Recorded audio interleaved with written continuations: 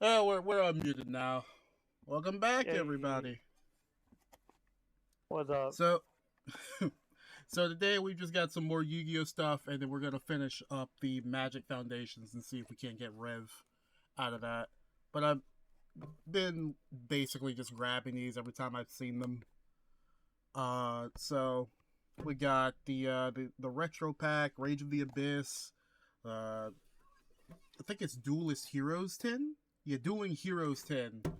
The Light of Destruction booster, and a 25th anniversary rarity collection. So we're gonna start with the 10, so I actually have something to put the cards into later. And I'm Fair. gonna move these other ones down over here. I can't believe I can say that out of every single card game I've been starting to touch within the last couple of months here, Yu-Gi-Oh is technically not the one with the least amount of experience.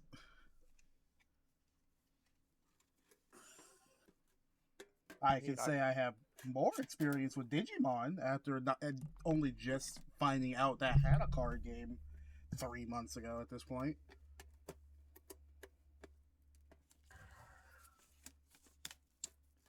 Alright, I gotta go Which check is, on pizza.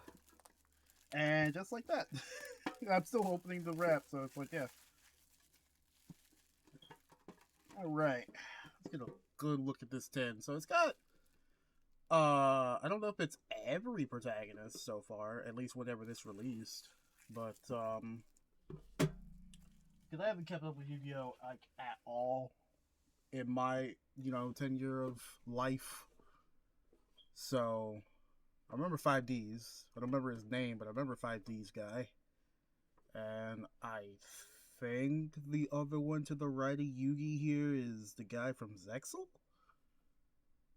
And Jaden from GX, and I don't know the other two, so that's how far removed I am. I have no clue who the other two are completely. One of them is Arc 5, probably. Doesn't mean I know Arc 5, but one of them is probably Arc 5. Alright, 3 more minutes. Yeah, bring it back up. Let's discuss that for a sec. I love how this focused way easier. Yeah. Green hair over there, that's Arc 5. So green Go, hair third is Arc go, 5. Okay. going from left to right, you got 5Ds, Original, Zexel, Arc 5, GX, and Vrains. So I'm sorry. What was that last one? Vrains. Brains. Vrains. Rains. Brains. Brains. YuGiOh Vrains. Stupid ass That would anime be interesting when haircut. they introduce link summoning. All right, and I'm gone. No, I'm joking. Man, you can like giving out so many things over the years. So the 10 only comes with 3 mega packs. They have 18 cards in them each, and then a promotional. Free Stardust Dragon. Honestly, not a bad one. I don't know if Really? it's still decent nowadays, but I mean, like, it's really not that bad. Like, and easy to summon. If destruct just negates destruction effects and dodges effects itself, but the banishing. Okay. Huh. So I just want you to know that that's a $7 card. Nice. So off the bat, to a good start. Is it set on like which promotional? Well, obviously it's set in terms of like it's what was in the pack, but like, is it always the same promotional card for this 10, or is it like just one No, of they the have protagonist a couple boss of different monsters? ones. They have a couple of different ones. The one I was kind of hoping for was the Exodia one because I just like Exodia. But they also have Dark Magician, Red Eyes, Black Rose, Cyber, Nice. Firewall, Elemental Hero. Black I Rose would is a just fun. Black Rose is a fun one if you have gotten that one. Gets you know what its ability is? fuck you. When you summon this card, you can destroy all cards on the field. Ah, so it's a free black hole. It destroys itself too. It's just a bomb, and it's Oh, hilarious. You just oh, you summon a it's a bomb real nuke. quick. It's a field nuke. You just nuke the field real quick. All right. So the mega packs are supposed to be comprised of like old boosters, and again, they're 18 cards per. So let's get into it. I have no clue what to expect out of these, honestly. If I get something I actually wanted to grab and get out of this, I'll be happy. Honestly, I'm just opening the YuGiOh for fun because I don't have a target for those. YuGiOh is not like a focus right now. It'll probably never be a focus if I can't get these out of the pack. Come on, squeeze out like some ranch out of a ketchup packet. I think there's a card still in here. Hang on. Alright, there we go. Alright. So, we've got the Perfect Sync Aun. I don't know anything about that card. I don't either. We're both out of our depth on this one. When this card is activated, you can add one dual avatar monster from your deck to your hand. If you control a dual avatar, you can special summon one avatar spirit token. And you cannot special summon monsters from the extra deck for the rest of the turn, except fusions. Well, if you build for it, but I don't know how easy that is to build for it. assumedly those dual avatar monsters are a fusion archetype, so they're probably good for it. The thing that up me is like I was thinking like, oh, you get a free token, you can use that for link summoning. No link summoning though, only fusions. So maybe that's all right.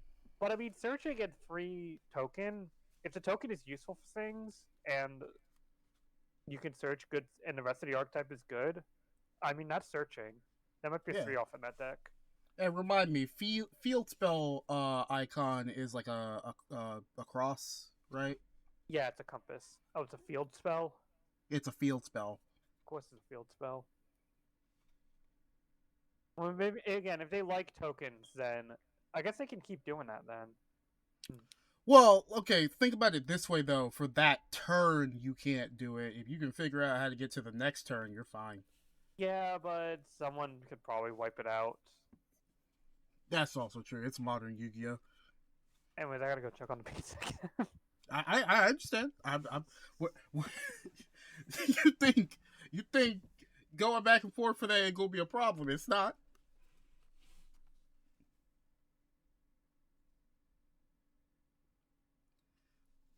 I can wait like a second ish. No, I can't.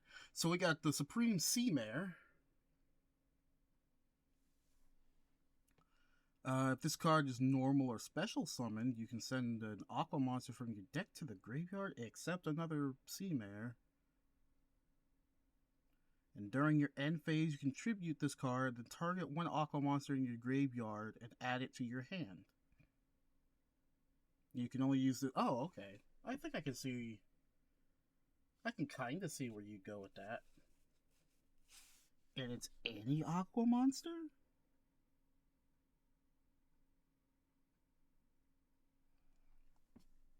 From your deck to the graveyard and tribute summon it back. I have to ask her whenever she gets back exactly how tributes work. Because I think I'm starting to see how that one will work. Digit jamming. During damage calc, if a monster battles while a monster with 1,000 or more attack is on the field, the attack of all monsters on the field become reduced by 1,000 for every 1,000 attack they have. Wait, so this card is... Oh.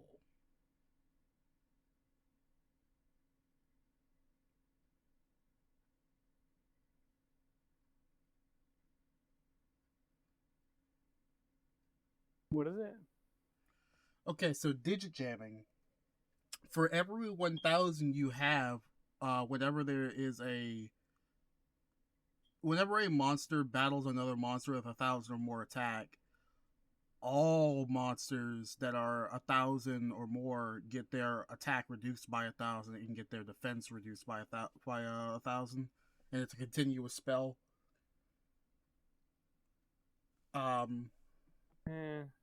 That's interesting. I don't know if that's useful, but it's funny. I don't think it's. I don't think like it's that good, but because like,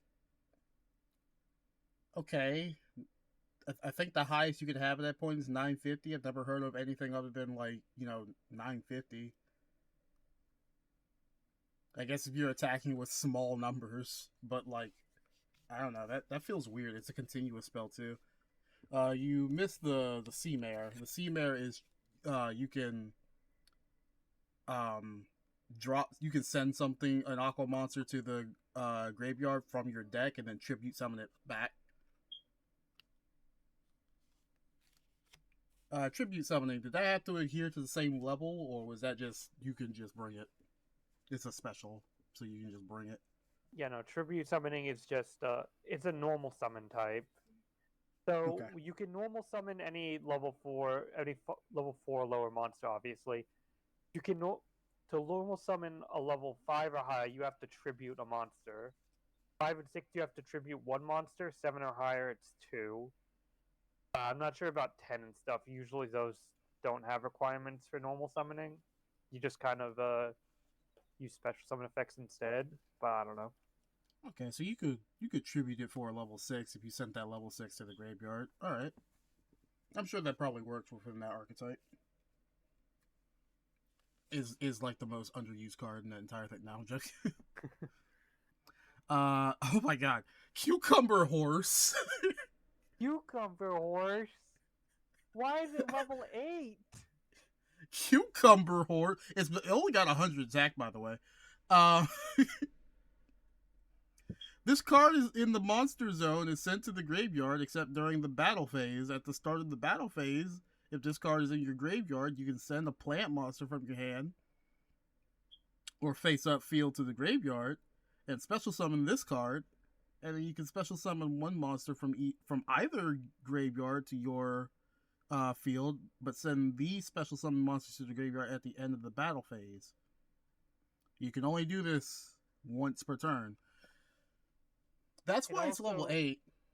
It also seems like it sends itself to the graveyard if it's just outside of the battle phase. That does not seem like a good card. I don't know what you'd even do with that. You drag something really powerful back up. I guess, but like you just get to drag it back. Not only that, and bring it. Not only that, it's every battle phase while it's already in the graveyard. So you basically just have a free summon. I don't know, man. I don't know. Yeah, you basically just have a free summon. I don't know. I see this working because you basically just have a free summon.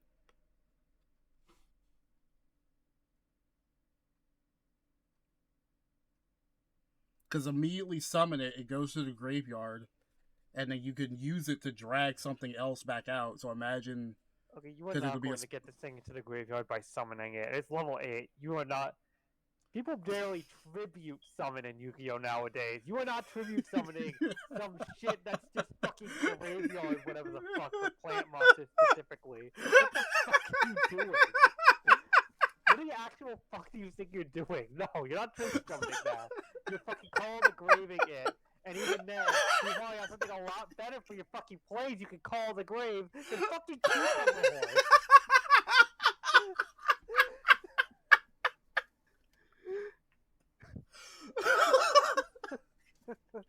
You know what?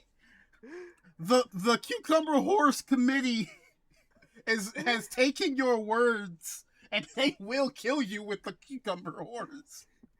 Good fucking luck. It has 100 attack. They're going to use its properties to bury you alive.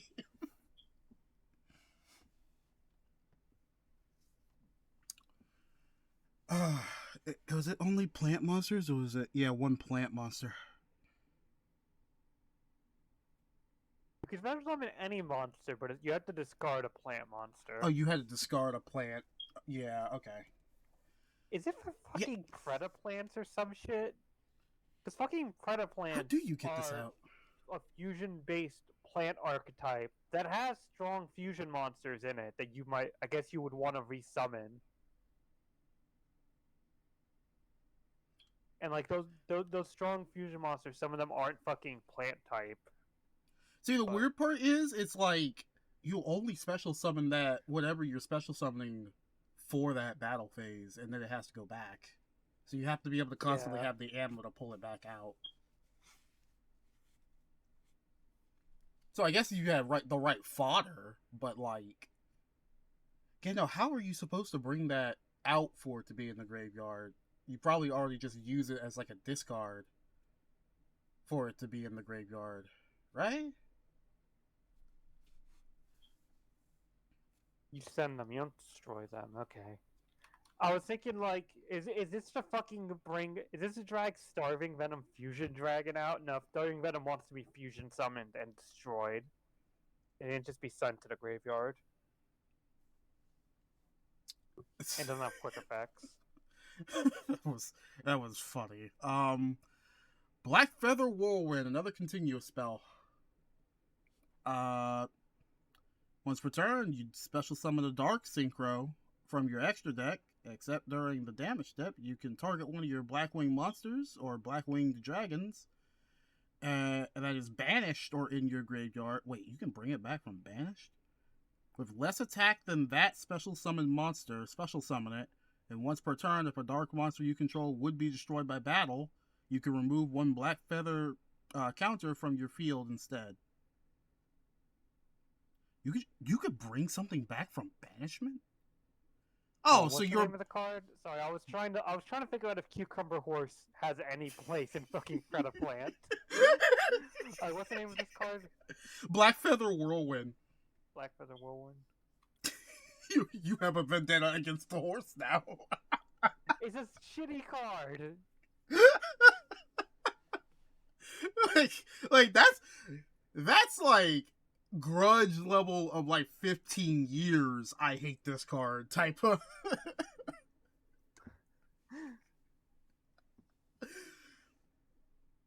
But no, seriously, is your banishment pile is not a banishment pile if you're not a bitch. Black Feather Whirlwind, it's all right on its own. You won't get to the protection effect though without running Black Feather or Black. What is it? Fucking Black Feather Dark Rage Dragon, or is it Blackwing? Is it Blackwing Dragon? I'm just trying to tell what the fucking monster is. Well, see, on here it says Blackwing Monsters or Blackwing Dragon. So it will probably be the Blackwing Dragon. But hey, things are no longer banished. Sounds pretty cool. Yeah, it's Black Winged, not Blackwing. Black-winged. So it's a different. Yeah, no, that's what I said. Black Winged Dragon. I know. I'm saying I'm just pointing out the stupidness of it, so it can't fucking. So the problem is, here's the problem with that card, or at least with the protection effect. It relies on having fucking Black Winged Dragon to like generate the counters. Well, Black Winged Dragon sucks, so you just wouldn't run in a Black Wing deck. So the one card you actually kind of need it so it can get its second effect is not going to get run. Granted though, this is still decent for like just generally using Black Wings, honestly, or at least it's okay. Like, I mean, granted, again, you're grabbing something from banishment or your graveyard. That feels really powerful. I mean, I'm not in modern YuGiOh, so like I don't know, maybe that's just standard nowadays. But like being able to drag something from banishment. Remember when we were saying your exile pile was supposed to be the end all be all? Yeah. Either way, the usefulness of that is Blackwing to actually have very decent synchro monsters, and they're all dark type. so it does benefit off of those. Okay. Amazonas Secret Arts. Fusion summon one Amazonas fusion monster from your extra deck using monsters from your hand or field. You can use it as from the hand. You can banish this card from your graveyard if you fusion summon an Amazonas monster this turn. You can send one from your extra deck to the graveyard as material.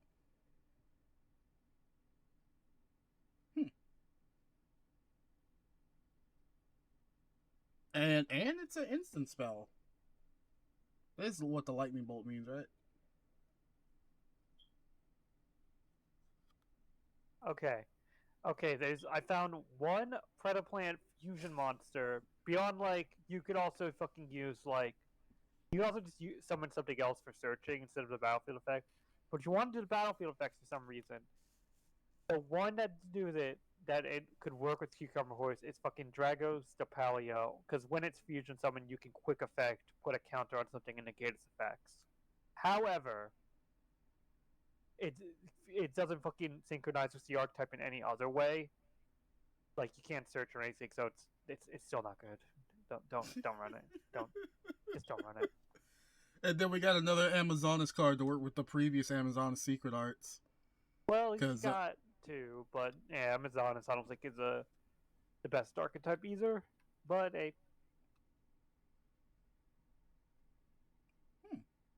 Amazonas you control gain level times 100 attack.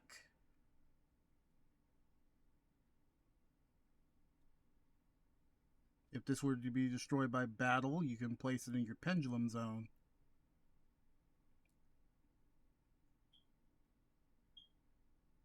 And if this card is in your graveyard and you special summon an Amazonas, you can go in the pendulum zone. And it's a 1, so you probably would want this in the pendulum zone, wouldn't you? Yeah. Right? So, okay, there's synergy here. Okay. I honestly don't know how I'm going to do Yu-Gi-Oh! Because, I was going by monster archetypes. And then I'm starting to think, how many were there again? There's a lot of archetypes. I don't think I have the deck space. I don't think I have the deck. What are you trying to do? I was gonna start stacking them by archetype. Oh no, it ain't gonna work. Maybe I made mistakes. I mean, maybe you'll be fine, but you'll have a lot of piles. I don't know if I have the deck space. Extra pendulum. During your main phase, you can conduct one pendulum summon of a monster from your extra deck in addition to your pendulum summon. Oh, so just a free pendulum summon. You get an extra pendulum summon. That's kind of cool, actually. If you're pendulum summoning, yeah, it doesn't seem too bad. Actually, I'm seeing something starting to work here with the Amazons. That's funny. Oh, I like the foil effect on this one. I command the focus. Ice Jade. Oh, I cannot pronounce that. Ice Jade. We're just going with Ice Jade. You can add an Ice Jade. Ice Jade that. I'm not even attempting that one. I'm gonna say Ice Jade Agarin. Fair enough. You can add a Ice Jade spell or trap from your deck to hand.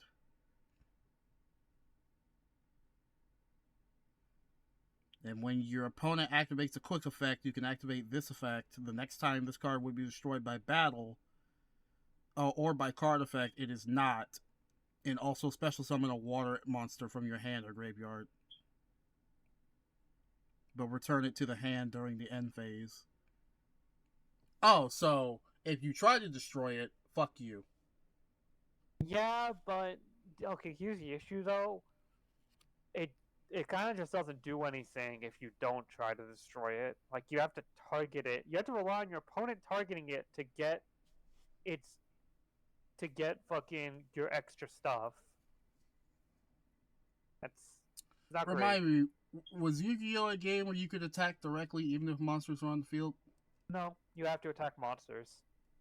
Okay. But then you still have to rely on your opponent's battle phase to get your stuff on the board. It's just a little slow. Honestly, though, thinking about it, it would be from defense position. You could have it be a flip summon like counter. It's when it targets, though. I don't know if the timing works on that. When your opponent activates a card or effect that targets this card, or targets this card for an attack. But if a monster is set, then like its effects don't work that way. Oh, you okay, can't use it once set. Oh, yeah, that would have been. That would actually been kind of cool then. Yeah. Like, it's been 30 minutes. We still haven't even got through the first pack. Libromancer Geek Boy. That's a name. That's a name. Imagine just being known as Geek Boy for the rest of your life. A command the focus. Artemisia. No. You can reveal a ritual monster in your hand and special summon this card from your hand. If this card is special summoned, you can add a Libromancer spell from your deck to your hand. 800, 800. You know, not the worst, considering that, like... I'm dumb, sorry. You could fucking... That's, like, kind of an instant...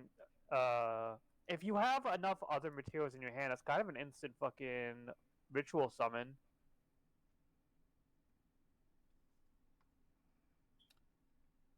You can reveal a ritual summon in your hand, a ritual monster in your hand, and special summon this card from your hand.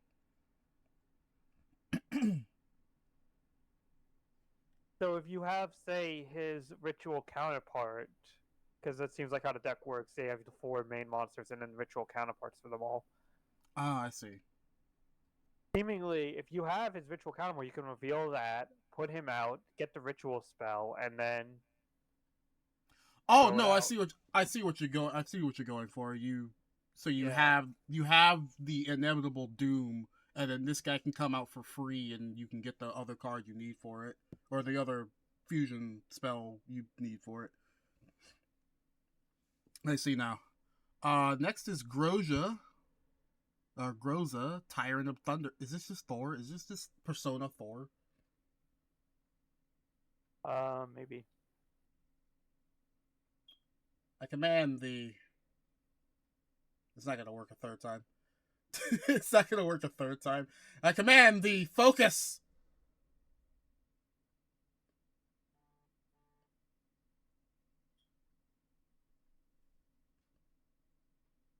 Come on! Come on! There! There! Let's see. Good old Synchro. During your opponent's main phase, you can target one effect monster on the field and discard one monster, and if you do, negate that monster's effect.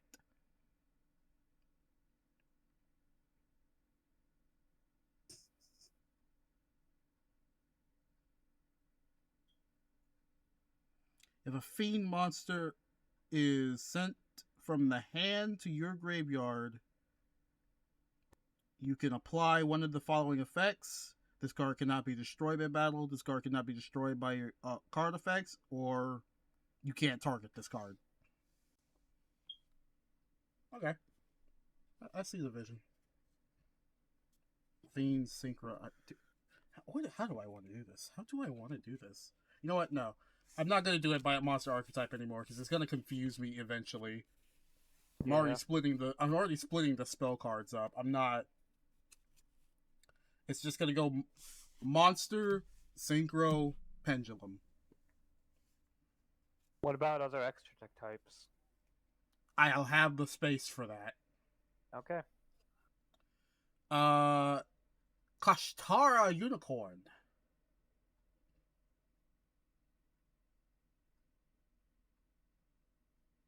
I'm not even going to worry about it if it doesn't fully focus. Kashtira. But Tomato, tomato. If you control no monsters, you can special summon this card from your hand. oh no, their boss monster is banned. What? They must be a good archetype. Their boss monster is from the fucking extra deck is banned. Oh, of the unicorns? Kashitara is its own archetype. Oh. I looked it up. So these are good then, huh? At least the boss monster must be something. Either that or YuGiOh is or Konami is being dumb. For the boss monster that we can't see, once per turn you can also XC summon it using Kashitara or Rise Heart, or you can special summon it, sorry, by using one Kashitara monster you control, as opposed to needing 3 level 7 monsters. Oh. Oh, but only if an effect of Kashitara's Shangri-La was activated this turn, which I assume is one of their field spell. No, it's one of their other fucking extra deck monster that is not banned. Oh.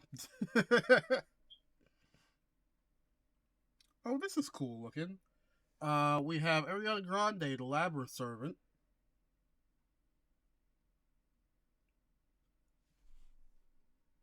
You can send a normal trap from your hand or that's set on your field to the graveyard and special summon one level 4 or lower fiend monster from your deck in defense position, except another Labyrinth. If another monster leaves the field by your normal trap effect, you can draw a card, then apply this effect, and that is from your hand. Either special summon one fiend monster or set one spell or trap. Okay, so I see potential issues with fucking the banned boss monster. Oh, see. Looking further into it, so more importantly, when it's on the field, any card sent to the graveyard is banished instead, and once per chain, not even turn, like chain of effects,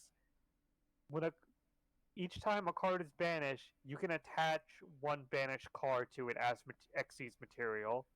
Oh. And you can attach 3 materials from it to target one card on the field and banish it face down. Assumedly, the other monsters and fields and spells and such will provide major benefits to constantly just banishing your opponent's shit face down. Oh.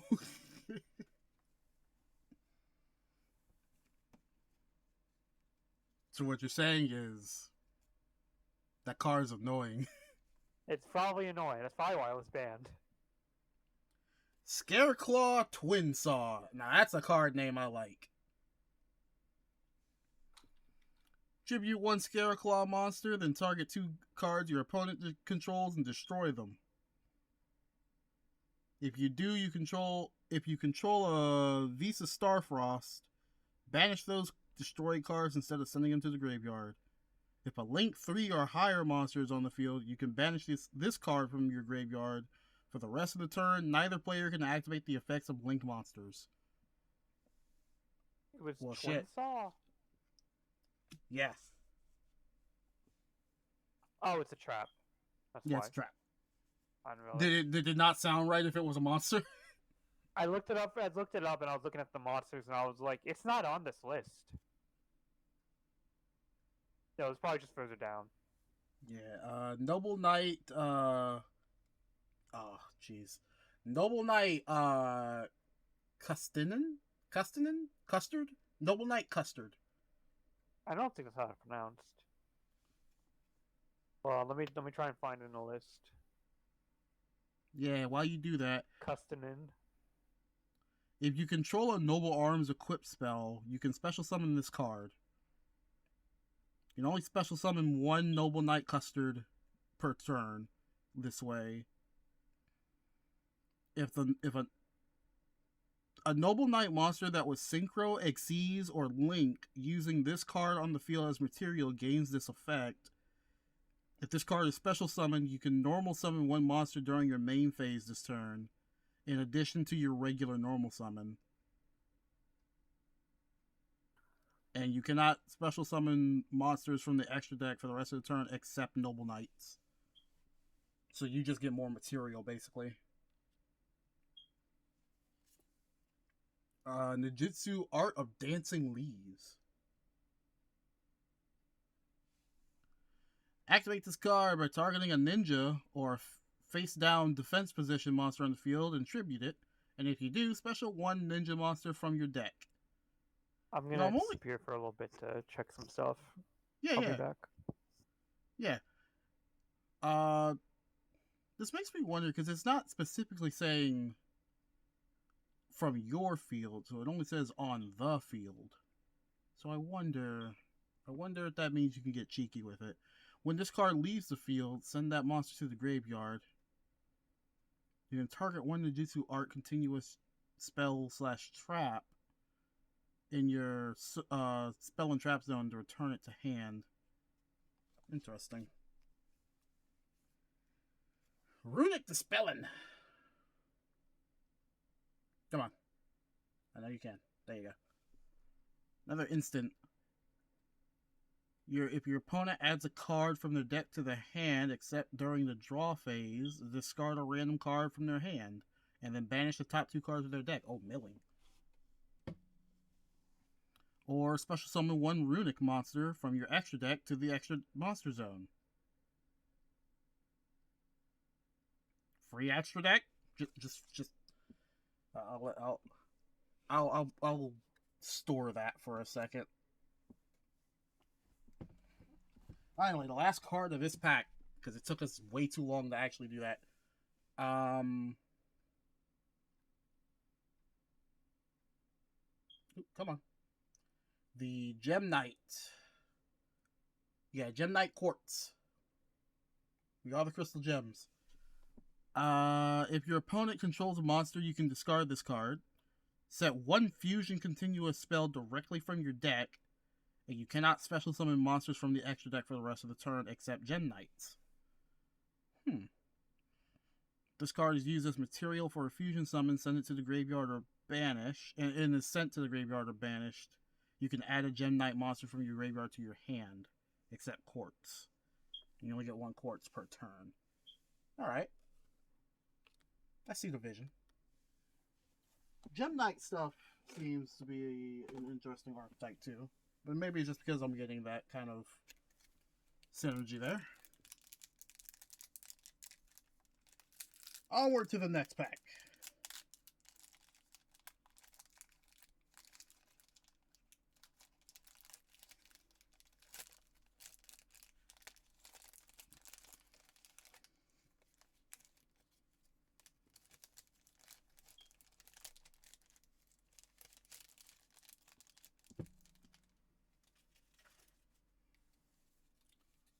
This YuGiOh is going to take a little bit longer than I thought it would. Actually, I'm kind of curious if I can maybe get some more info on these tins. Because it feels weird. Oh, you know what? I should have done this for the mega packs, probably. Let's give them a good old rest right click. Ugh, there you go. Kashtira Fenrir seems like a nice card to try and pull. Oh, that unicorn was $4.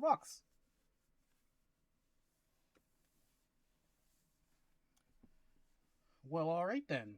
I didn't expect that. That unicorn was $4. I guess that makes sense because it's got like that little glitter effect. I will stick it up here on top of the foundations until I can actually like get it into a sleeve. I'll just keep them in a stack until I can get the sleeves ready.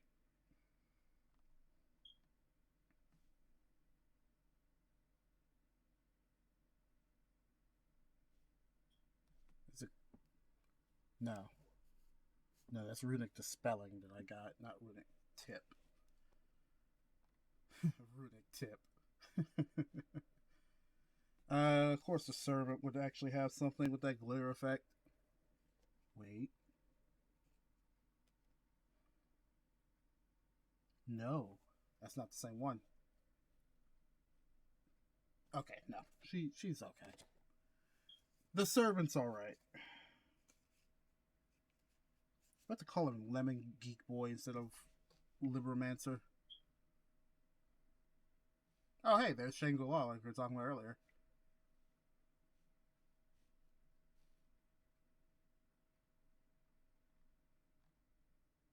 Alright, Fountain.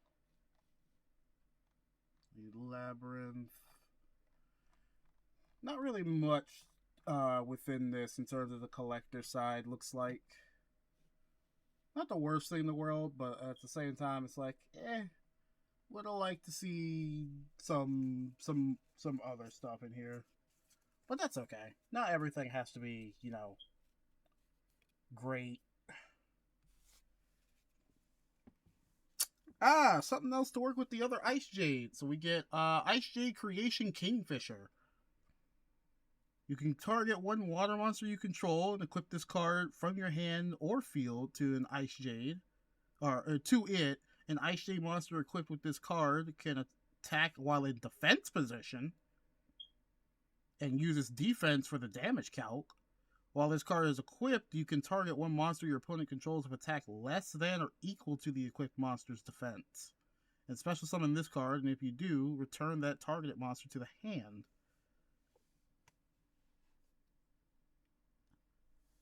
So does a special summon it from equipment? Interesting. Actually, I want to keep that separate so we can talk about it later.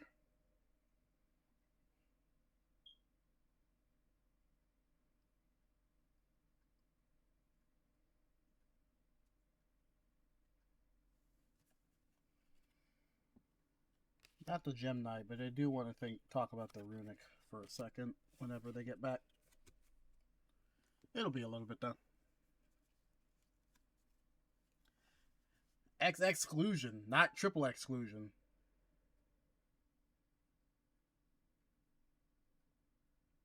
Come now. Come on. Come on. Come on.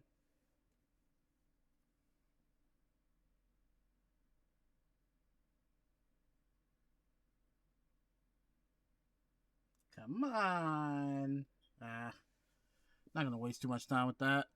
When your opponent activates a monster effect in their hand, negate it. If they have any cards in their hand, you can discard a card from their hand of their choice, so not your choice. Ooh, counter. It's a counter trap. Oh, hey, Libromancer realized. Does this work? I wonder. You can reveal a Libromancer ritual monster in your hand, special summon one fire token with the same level as the revealed monster. While you control that token, you cannot special summon monsters except Libromancers. You can only use this effect once per turn. So, stuff to work with the Libromancers. Okay.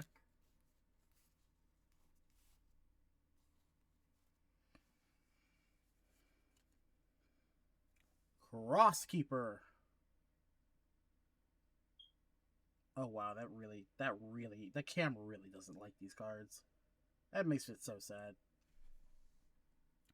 You can send this card from your hand or field to the graveyard, special summon one elemental hero, or Neospatian, from your hand or graveyard, but negate its effects if summoned from the graveyard.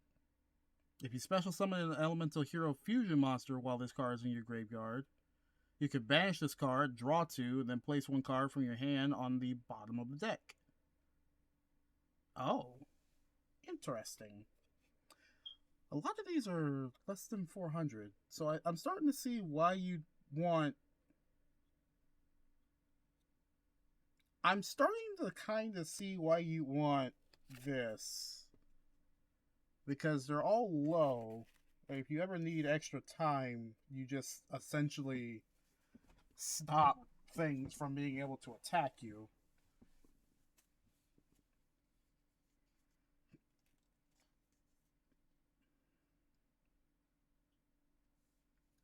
Decisive Battle of Golgonda. Oh, that one wants to focus. Alright. So it's a continuous spell. This card's name becomes Great Sand Sea Gold Golgonda, while on the field or in the graveyard once per turn. If a card you control would be destroyed by battle or card effect, you can send one fusion monster that mentions Fallen of Albaz as material from your extra deck to the graveyard instead. During your end phase, you have a Fallen of Albaz on your field or in your graveyard. You can special summon one Springens monster from your hand or deck. You can only use this once per turn. Which I'm guessing they had to start saying that at some point because too many people were doing something. That's the only reason I keep seeing that. Or maybe it's just precaution. Some people can't read, apparently. Oh, look at this thing. Melfi Penny. Look at that. Look at that boy. If a face-up beast monster you control was returned to the hand this turn, except Melfi Penny, you can special summon this card from your hand. Then immediately after this effect resolves, synchro summon one synchro monster using only this card you control and Melfi monsters in your hand. During your end phase, if this card is in your graveyard, you can target one Beast Exceeds monster you control and attach it as material. Oh, so, okay. Alright. Okay. Triple D Headhunt. If you control a Triple D monster, target one face-up monster your opponent controls, take control of it, but its effects are negated and it can't declare an attack. And if a monster is special summoned from the extra deck, it's treated as a Triple D monster.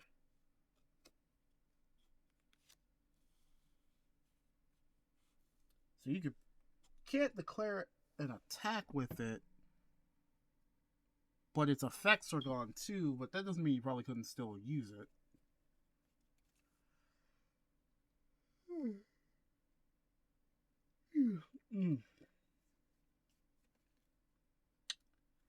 Therian Duke Yule.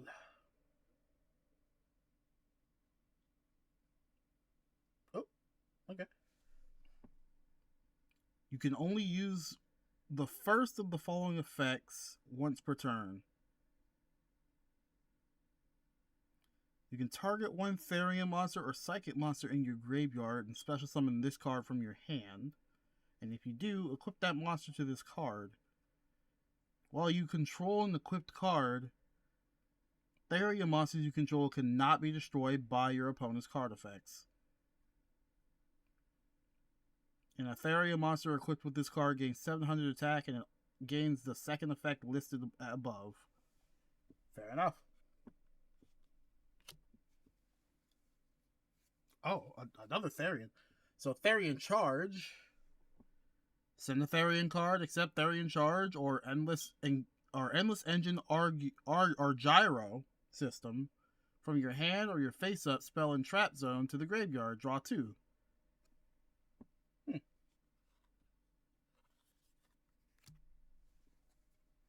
Honestly, at this point, just stack them all together. They're all spell cards.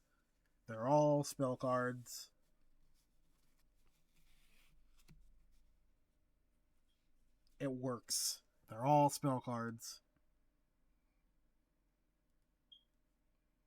Nothing is coming up as really rare. This is probably a good thing. I don't really need to keep looking for it. Honestly, I'm having fun just looking at these. I'm sure there's ideas brewing in my head.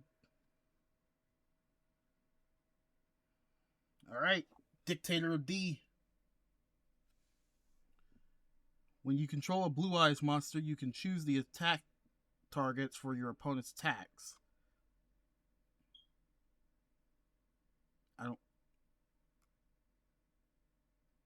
Do I even really need to keep reading this? You can send one Blue Eyes White Dragon from your hand or deck to the graveyard and special summon this card from your hand. You can discard a Blue Eyes White Dragon or one card that mentions it, then target one Blue Eyes monster in your graveyard and special summon it. Oh.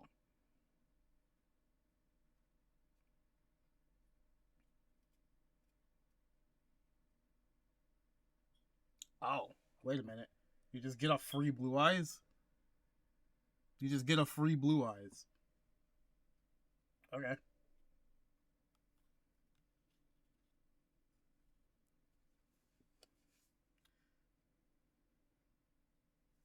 Right of our Mashiach. At least I hope I just pronounced that right. Thought I saw that somewhere. If you control no adventurer token, special summon an adventurer token, 2000, 2000, level 4. Then if you do not control Fateful Adventure, you can place one Fateful Adventure from your deck face up in your spell and trap zone. You cannot activate the effects of monsters on the field the turn you activate this card, except special summon monsters. Interesting. Okay. Let me just check that one right quick.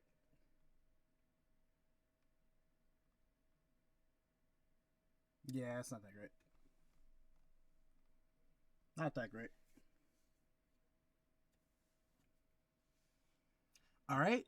Lady Labyrinth of the Silver Castle. Why do you give me Saber vibes? While you control a set card, your opponent cannot target this card with card effects, and it also cannot be destroyed by your opponent's card effects. You can only use each of the following effects once per turn. If a Labyrinth card or effect or a normal trap card was activated this turn, you can special summon this card from your hand in defense position. When a normal trap card is activated, you can set one normal trap with a different name directly from your deck. Oh.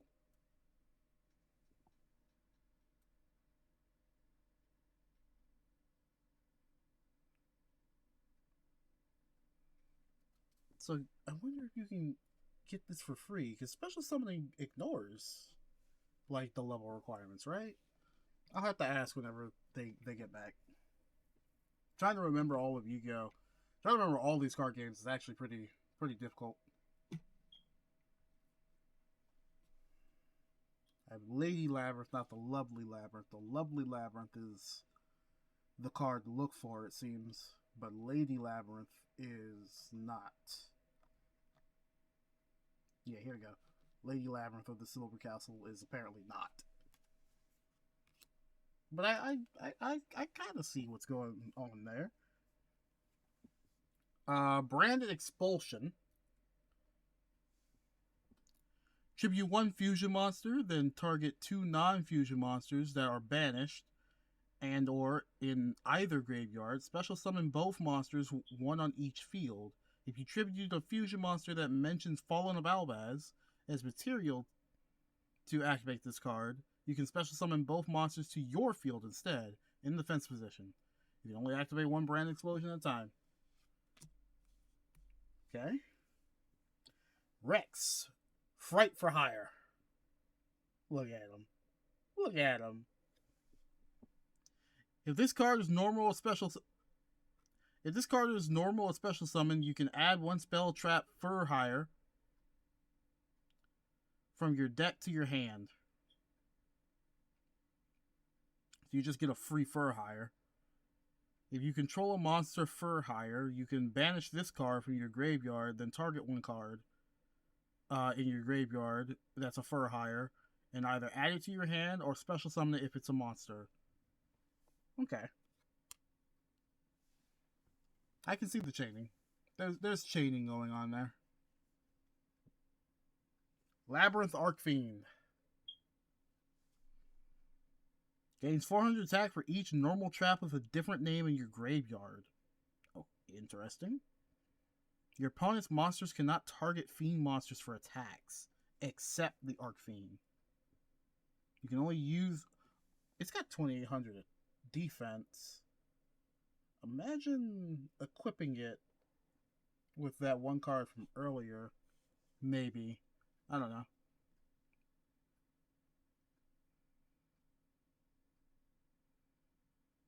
If a trap card is activated, you can special summon this card from your hand. If this card is special summoned, you can set one normal trap from your deck that can only be activated when an attack is declared. A lot of dragging stuff out of the deck, dragging traps out for the Labyrinth guys. What is going on in my phone? I bet they are. I bet 11 Buckies are scary as hell. They are all armed and dangerous, and they're coming. Again. And again. And again. And again.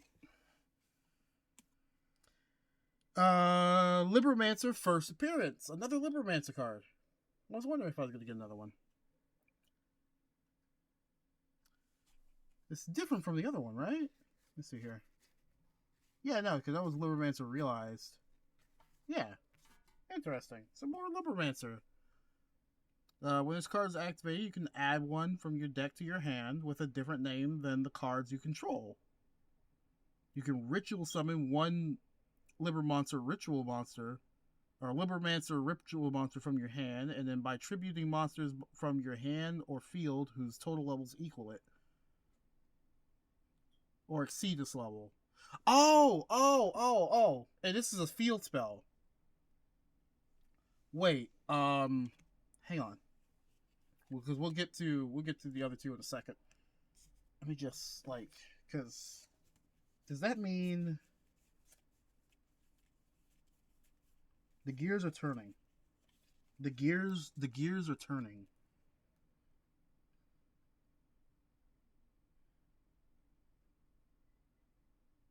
Yep, because then you can use Geek Boy to add first appearance.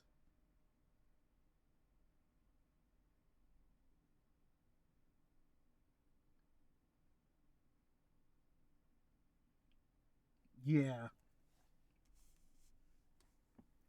Yeah, so you would use Geek Boy to get first appearance, and then from first appearance just bring out the ritual. All right, we're starting to get the synergy now. The synergy is showing up now. That's actually pretty cool. Let's see here. The first appearance show up here. Not doing high, unfortunately. But all right, I'm starting to see the synergies pop up. Zombie Reborn. Target one zombie monster in either graveyard. Banish one monster with the same name from your deck or extra deck, and if you do, special summon the targeted monster to your field.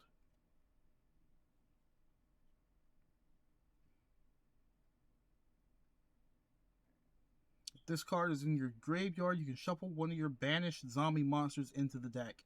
And if you do, set this card, but banish it when it leaves the field.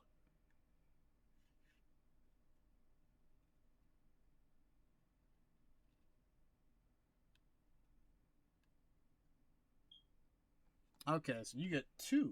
Okay. Alright. It's not locked. Yeah, it's not locked either. Oh no, it is locked. It's locked to zombies. I'm dumb. I can't read. Terrors of Overroot. Yeah, Terrors of Overroot. Last one for the day. Target one card target one card your opponent controls and one card in their graveyard, and send that card on the field to the graveyard, and if you do, set the other card from the graveyard to your opponent's field. Interesting. Alright. Couple of synergistic stuff going on. I got questions for some things, but couple of synergistic stuff.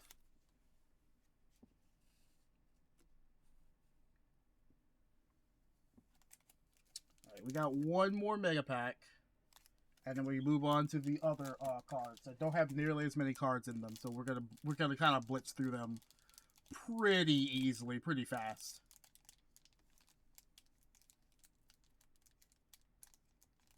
Assuming I can get the pack open, because apparently I don't have fingers.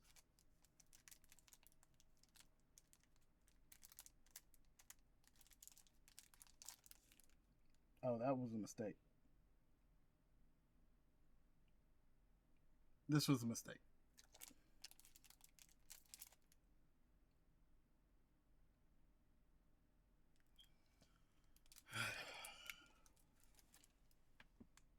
I only peeled off a little bit of the corner.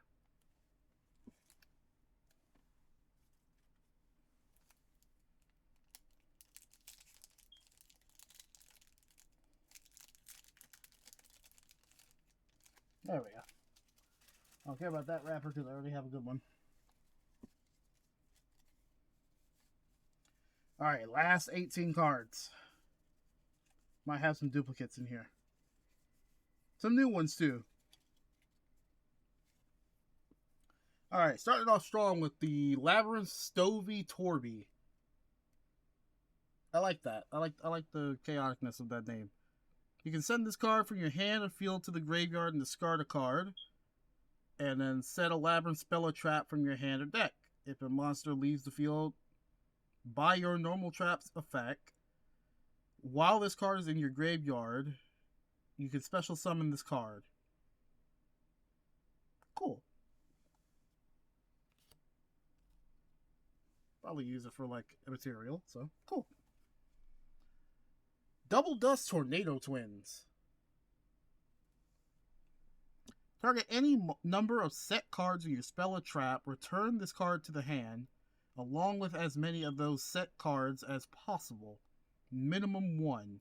Then you can set spells and traps from your hand equal to the number of cards returned to your hand. So you can make a little swap in case you have the wrong stuff set or you don't want to use what's set down. Here we go. More Libromancer. Libromancer displaced. Target one Libra monster you control, and one monster your opponent controls. Return your monster to the hand and take control of the other monster. If the Libromancer monster you targeted was not a ritual monster, the monster you took control of returns to the hand during the end phase. You can only activate this once per turn, but yada yada. Another Gem Knight. I was wondering if we were getting another one. This one is Lady Rose Diamond.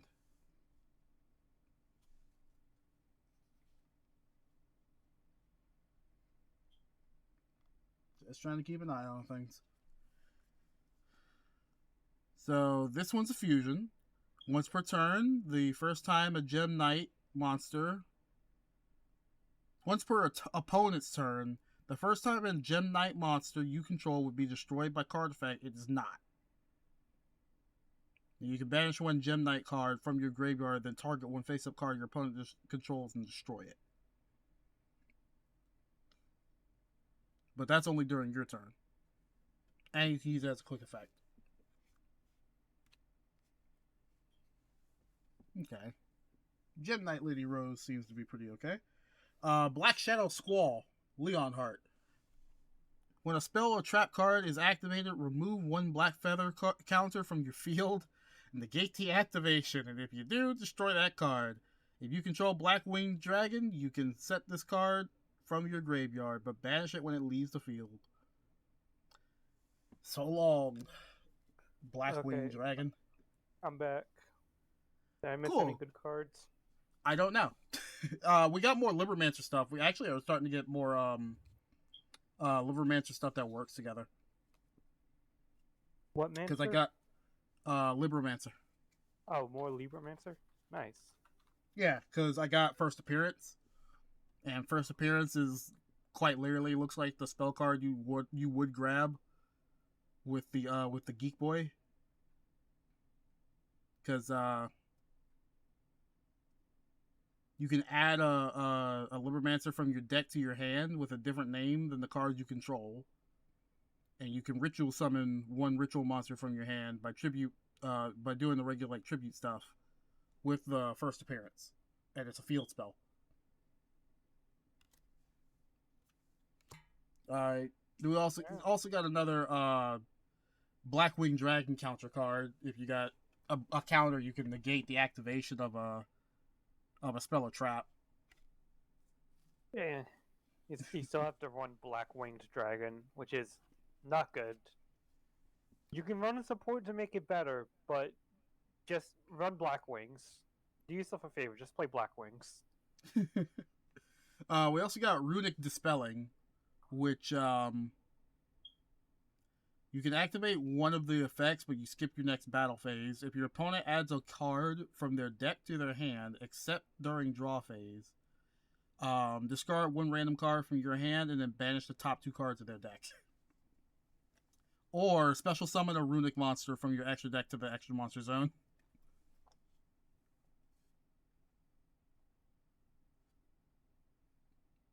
Question though, when you equip a card to another, when you equip a monster to another monster, they don't get like the original stats, do they? Not unless the monster says so. Okay. Because the another Ice Jade card came up, Creation Kingfisher, where you can equip the Kingfisher from your hand or the field to another Ice Jade, and when you do that, it can attack, and that Ice Jade monster can attack in defense position. And if it does, you use its defense, which, of course, duh. While this card is equipped, though, you can target one monster your opponent controls with attack less than or equal to the equipped monster's defense, and then special summon this card. By special summoning this card, it's not taking it out of the equipment, right? Or is it taking it out of the equipment and putting it back on the field? Yeah, you're special summoning it into a monster. It's dequipping. Okay, so it's dequipping. Yep. And you can return the targeted monster to the hand. When you do that, that's just funny to me. I don't know why. You just return somebody's monster back. It's like, want to see a magic trick? Takes 2 steps to the left, and the other dude is just gone.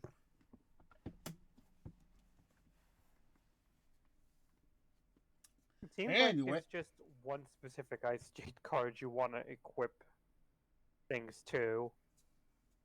Because none of the other smaller ones have high enough defense to warrant that. Yeah. I guess besides Adrian has 2,000, but the other ones are like 1,000, 1,500. But Rand Adrian has 2,500, which is better at least. Okay, so that would be at least one that you want to do it to. Because, I mean, 2,500 is 2,500. It's even 2,500. Anyway, YuGiOh, the Cannon Ninja. This card is normal summon, special summon, flip summoned. You can special summon one ninja monster from your hand or graveyard and face down defense, except another YuGiOh. Or Kagero. Is it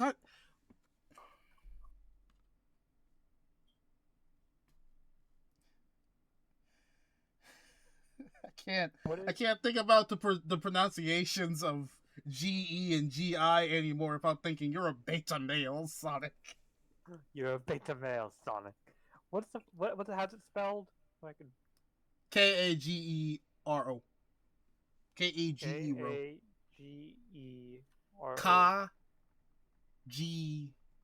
Kagero. Pretty sure that's Kagero. Okay. Kagero. I don't know about the E, but I don't know. You can special summon this card in face down defense position. If you do, return the targeted card.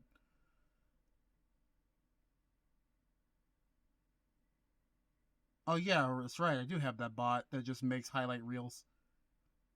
I'll have to look at that later and see if it actually made something good. Because it didn't go off of the rant you had earlier, so I was like actually kind of confused. And if you do return that targeted card to the hand, when your opponent activates a card or effect that targets exactly one ninja. So that's pretty cool. Yeah, maybe. Sunlit Sentinel. I'm actually really curious what that clip looks like, because I don't think that's a good clip. It's supposed to be a bot that like goes through and can analyze like facial stuff and see when to make an actual clip. I don't think it made a good clip. I don't think it got anything. If it didn't get the rant from earlier, I don't think it made a good highlighter clip. What's You that can. fusion card? Sorry, I'm just curious. Oh, Gem Knight Lady Rose.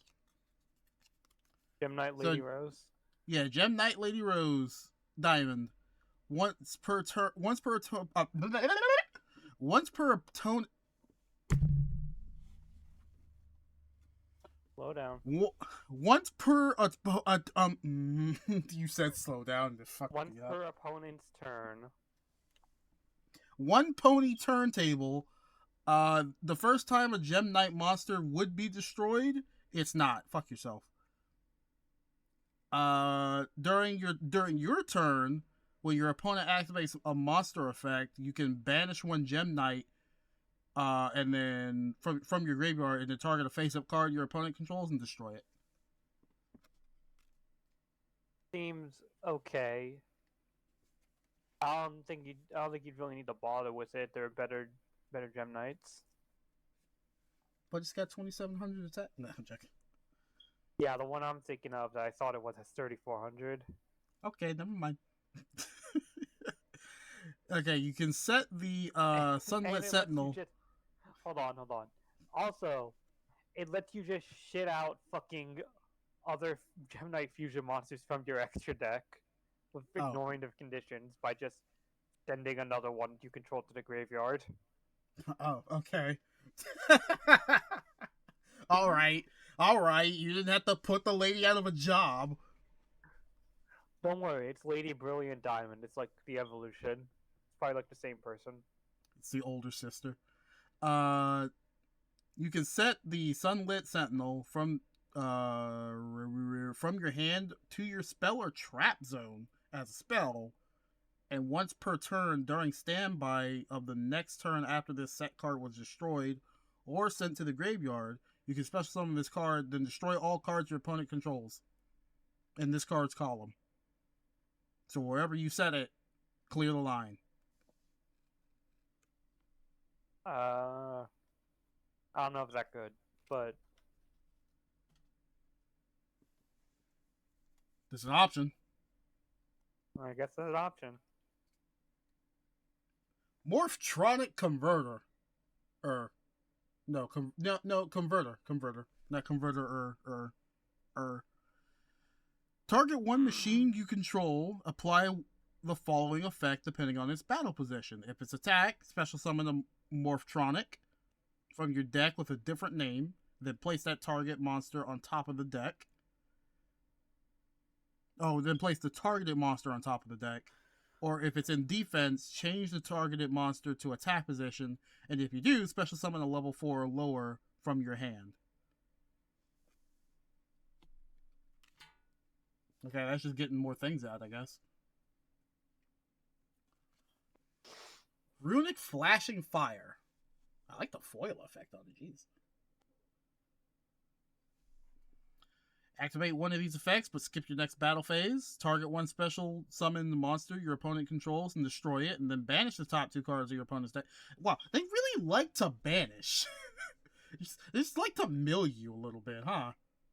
Yeah, though it seems. Or just special summon a Runic. I like how it's a quick effect, too. Like, I could just special summon 2 Runics.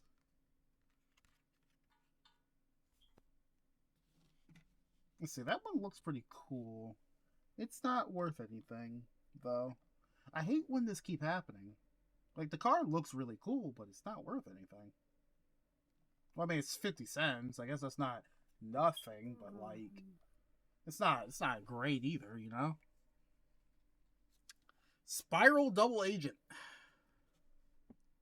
If you have a Spiral card on your field or in your graveyard, you can special summon this card from your hand to your opponent's field in defense position, but it can't be tributed, nor can it be material.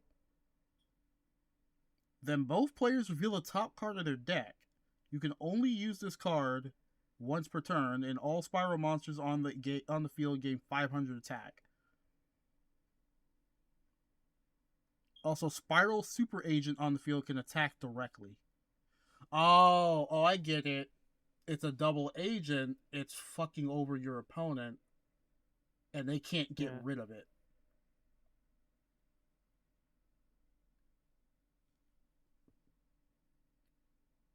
Huh. That's actually kind of genius.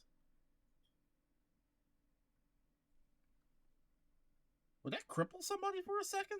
You think? Like, I would assume there's ways to get rid of that, but like, Yeah, but I mean, you could use destruction to get rid of it, but I don't know if it really fucks you over even that much for just having it. Like, cause like you can't use it as any material, and it can't be tributed.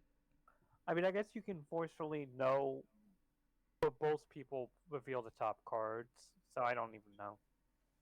It doesn't seem that good. I mean, I guess you can get Super Age to attack directly, but there's probably other ways you could do that. Another Aryan and another right of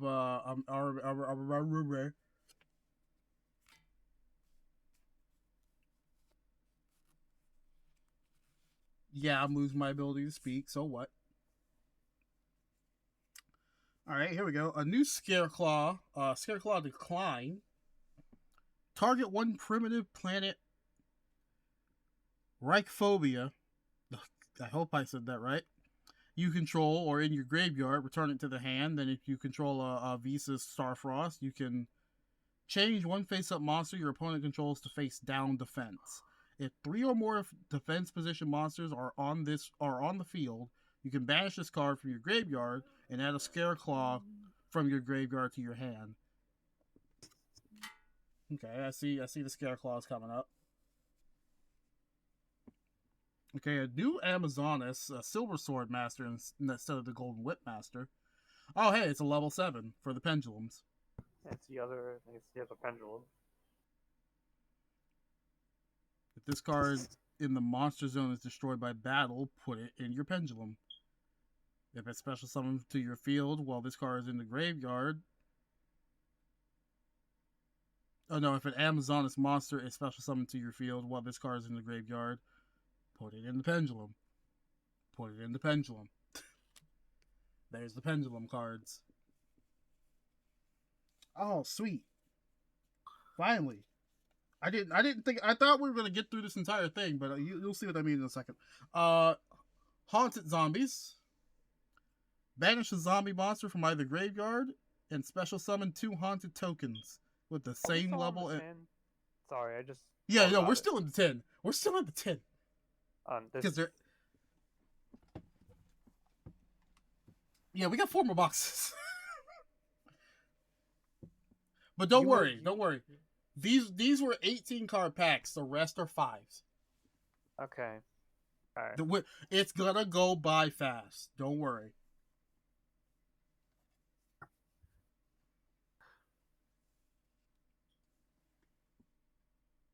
I'm lying. No, I'm joking. It's also because I'm reading these cards instead of just, hey, here it is, and then plop it down. I'm trying to actually understand some of them. But if I feel like it, because I kind of want to be done with Yu-Gi-Oh! In at least the next 30 minutes, we might just start plopping them down. And I'll just look through them later. Maybe, but content, though. It is content to actually, talk on the cards and see, are they somewhat decent? I mean, not that one was really no, but... Yeah, I'm done reading that card. One last Scareclaw. Scareclaw Stallone. You can special summon this card from your hand to your main monster zone, adjacent to a Scareclaw. You can only special summon Scareclaw Balone. I was about to say Bell one for a second. In this way, if your Scareclaw monster in the extra monster zone attacks a defense position monster, inflict piercing damage to your opponent. Oh, so this thing just gets to sit there and their extra deck monster just has piercing. Awesome. Awesome. Awesome.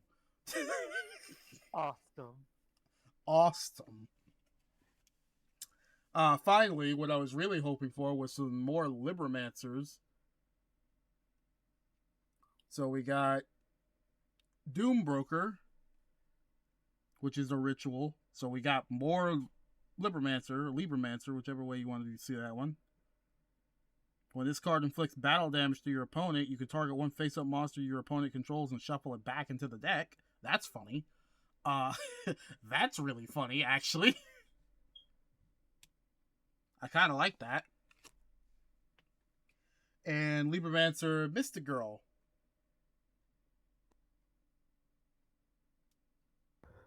There you go. Nice. If this card is special summoned, you can target one face-up monster your opponent controls until the end of this turn. Change its attack to 0.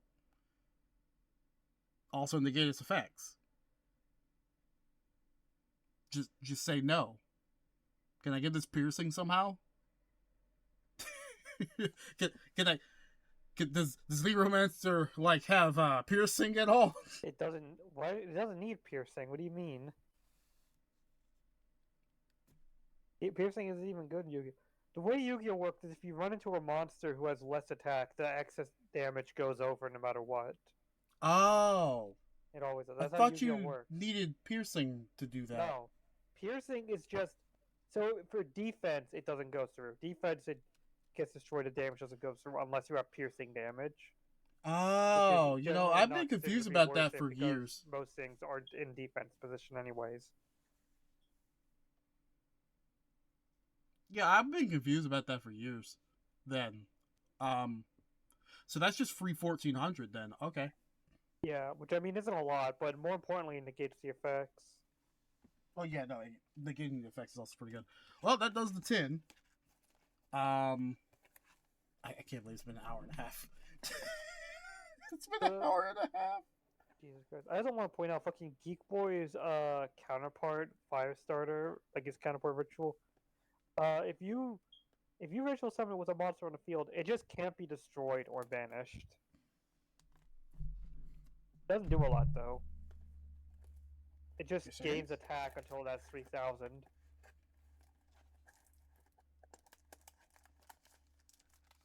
$200 right, at a time. Whenever an opponent activates a card effect.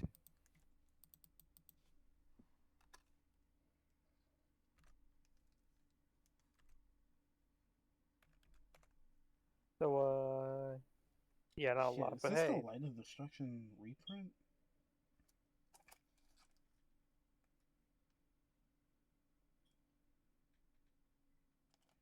Sorry, give me a second. I'm just trying to see which. You're good. I'm just gonna read up on is... what the other ones do. I guess these are the reprint? These would have to be the reprint, right?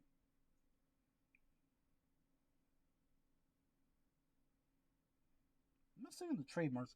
Anyway, we got Light of Destruction coming up. That's the next set. Yep. Just going down the list. Right. Trying to end with the. Oh, there are cards in this. There are cards in this? There are cards in this. Oh my. There are cards in this. Each pack is 9 cards. We got 36 cards to run through. Get ready. Disturbing the peace. Oh yeah. This box is weird. This box is really weird, actually.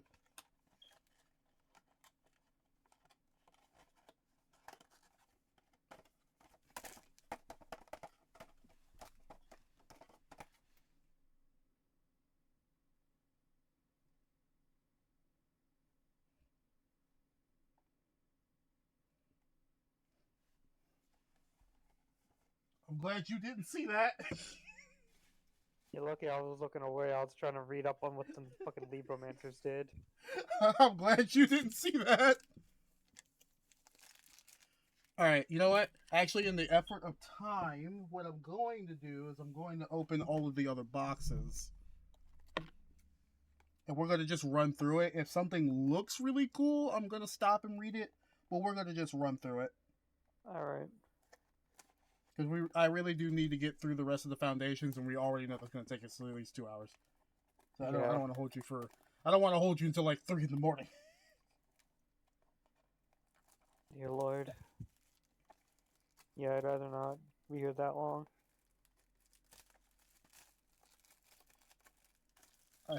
I have to apologize. I couldn't steal anything. You see these. They had eyeballs. I couldn't steal anything because I'm a terrible thief. What? You don't know at all what I'm trying to make a joke about, are you? Yeah, I have no idea what the fuck you're talking about. I mean, it's risque, but that's all I can think of. That you'd be right. But what? I don't know what caused it though, so I'm just very confused. I apologize. I don't want to keep you here until 3 a.m. I apologize. I think I understand now. I apologize. I apologize. They had situational awareness. I wasn't able to steal anything. They weren't a comatose grandma, so I wasn't able to take anything. They weren't a comatose grandma. Oh, no, come on, tomorrow night is gonna be so ass. So ass. It's gonna be great. Yeah, I'm considering Great. just going up the fucking daunting mountain. Fuck it. You would say what? I'm considering just going up the fucking mountain. Oh, there's tokens in these. They have tokens. Tokens? They have Wow. tokens. Let me set that over here. I need to get the other two out of there because we're at least gonna look at those. All right. Rage of the Abyss. I have to go one at a time though. So.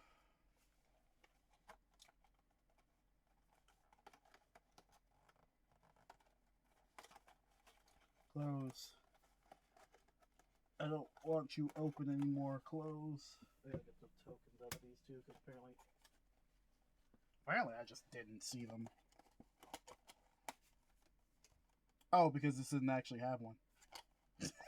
Because it didn't have one. That's why there wasn't a token in there. It didn't have one. This one have one? No. Why did Rage of the Abyss have tokens?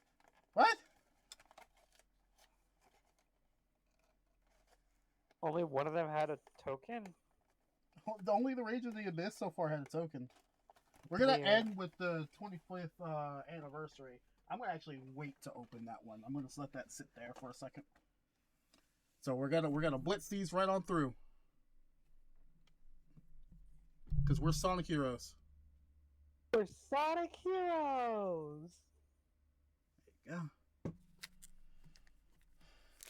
9 cards in the pack, 36 cards. One dream, one opportunity. What comes up must come down. Yeah, my feet don't touch the ground. There's out of sound. I don't remember how it goes. I don't either. Alright, so we got Cross Porter. Oh, I had this already. Yeah, I had Cross Porter already. Arcana Force 1. If anything sounds familiar, just stop me. Oh god, fucking Arcana Force. Alright, so let's read the Arcana Force. When this card is summoned, toss a coin. Heads, a spell card is activated. When a spell card is activated, this card's attack doubles. Tails, when a spell card is activated, your opponent gains 500 life. Get the Gambler's Heart at Fate. Arcana Force is fucking terrible because they're all fucking like that. They're all gambler. They're all fucking flip a coin. Heads, find a penny. Tails, give your opponent the deed to your house.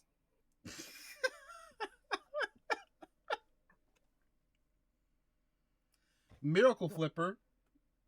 Honestly, hold on. Let me double check what that one effect actually is because I just want to check because I want to check how good the fucking beneficial effect is because at least the bad effect isn't that bad on that one. It turns it from 1100 to 2200.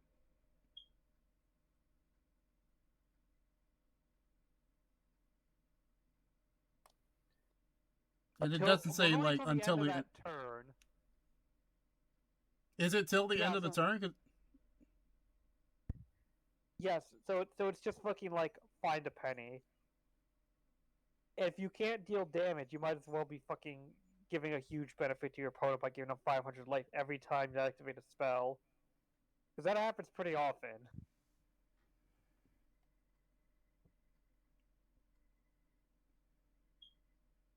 And this is whenever a spell is activated, not just your spells, too. Yeah, whenever a spell is activated. Imagine you have like 7 of these conditionals, like just laying around. You get to spam flipping a coin till you're done. Imagine getting 6 tails. And then Miracle Flipper again. Oh, hey, another Arcana Force. Let's read Lord. this one, shall we? When this card is summoned, toss a coin. Heads, if this card destroys an opponent's monster by battle, you can special summon that monster to your side of the field. Tails, your opponent gains control of this card. How much attack does it have? 1,700. Yeah, that's pretty fucking terrible. Granted, in most situations, fucking giving your opponent that card isn't that bad, except they now have fucking more material for link monsters, which is not good for you. Would it count as it being summoned to their side? I don't think so. You're just giving control. It's not getting summoned again, so they don't get to flip. Damn. Because that would be really funny. Like, come on. You tell me that wouldn't be funny if like, it just constantly goes back and forth because you keep getting tails? That would be quite funny, I will admit. Alright. Owner's Seal. Return control of all monsters in the field to their original owners. Okay, give me that shit back. Can't even get the effect anymore off of it, but give me that shit back. Here's a new field spell for you. Wetlands. Sounds like a Pokemon Stadium, actually. All Aqua-type monsters... All Aqua-type water level 2 or lower monsters gain 1,200 attack. 1,200? That is quite a bit. Why? What level 2s does that benefit? Frogs. Frog, you say? Frog decks. Cloudy and Storm Dragon. Not gonna read that one. That one doesn't... Yeah, that one's, Cloudians would need, but Storm Dragon is not a good one. Okay. Quick Charger. Add 2 level 4 or lower Battery Man monsters from your graveyard to your hand. Okay, so that's just free. Just bring it back. Return the slab or suffer my curse, basically. And speaking of frogs, Unifrog. Unifrog. This card can attack your opponent. Oh, I see now. Oh, okay, I see. I see the vision. I see the vision. Attack your opponent directly, and when this card successfully attacks directly, if you control a frog monster other than Frog the Jam or Unifrog, you can destroy one spell or trap card your opponent controls. Okay. Alright. I see the vision. I see the vision. That's not even the best way to play frogs. What you want to do with frogs is swarm the field and get out fucking their level 2 Xyz monster. Because that's just what's actually fucking good. What's the Xyz do? Totally amazing. Which Arcana Force was that? Okay, the Chariot. No, sorry, not the totally awesome. By the way, that's the name. Totally awesome. Oh, okay. I was like, okay. I don't understand why it's awesome. Like, alright. It's awesome because that's its name. Fuck me, I guess.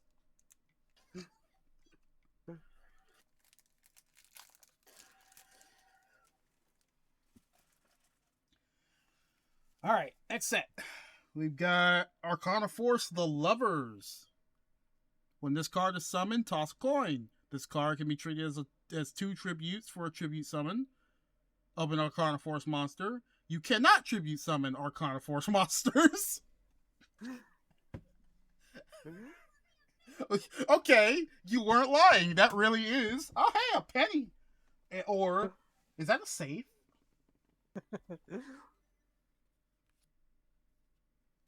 Now, Like, granted, if you what just the fuck? get rid of it somehow, then fucking you can tribute summon again, but you have to give up field presence when you might want to fucking tribute summon its fucking shit. I mean, I'm just Maybe. saying. What the fuck? Like, dude. Really? Really? They are so bad. Like, I'm a gambler, alright? I open cards with the off chance of some of these being rare. I'm not playing a Chronoforce. Destiny Hero Dread Servant. Any notes on that one? No, I don't think so. I don't know. I didn't hear it quite right. And yeah, Dread probably Servant. not. Dread Servant. Destiny Hero Dread Servant.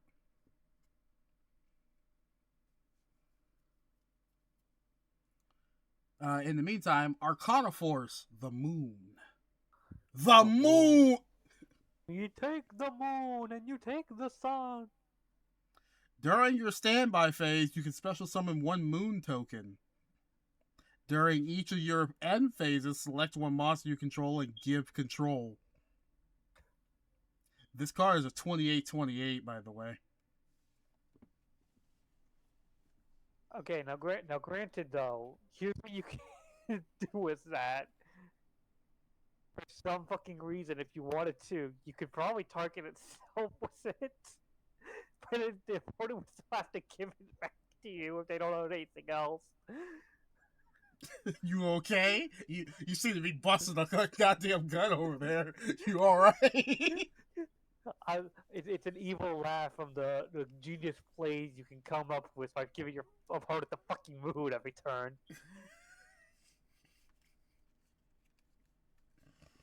Demise of the Land.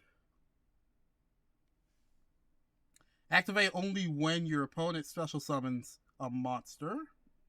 Select a field spell from your deck and activate it. I can just use this with Libromancer, couldn't I? Maybe. What is it?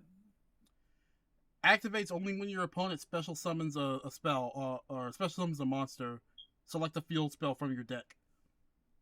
You can use that in like any deck that wants its field spell, which is a lot because Konami loves to create a bloated field spell that just puts any deck online. That puts its corresponding deck online. Yeah, but I'm more saying it's a backup in case you don't get Yeah. Geek Boy. You can also just fucking hit terraforming. True. Well, you can only run one terraforming. But it still lets you add a field spell without having to let your opponent special summon a monster. Oh my god, finally, we got a $1 card. Arcus Lightsworn Druid. Ooh, a Lightsworn. Lightsworn monsters cannot be targeted by effects, and during each of your end phases, send the top 2 cards of your deck to the graveyard. What is with the milling? What is with the milling? Now you see, Lightsworn wants to mill. That's like their shit, is milling yourself. And that's just also effect protection. Like That's just free. like That's just free protection. Because it's a level 3 too. So yeah. Yeah. Now maybe you don't care about it on the basis that what am I thinking of here? On the basis of it doesn't progress your plays much besides milling 2 cards. It's just protection. Maybe you want a different one that like does more, but I don't know. Well, we got D Fortune. Neither player can target. Maybe it's not the best then. I don't know, but it's $1, so maybe it is. I have no idea. I have no idea either. Anyways, D Fortune. My D is your fortune.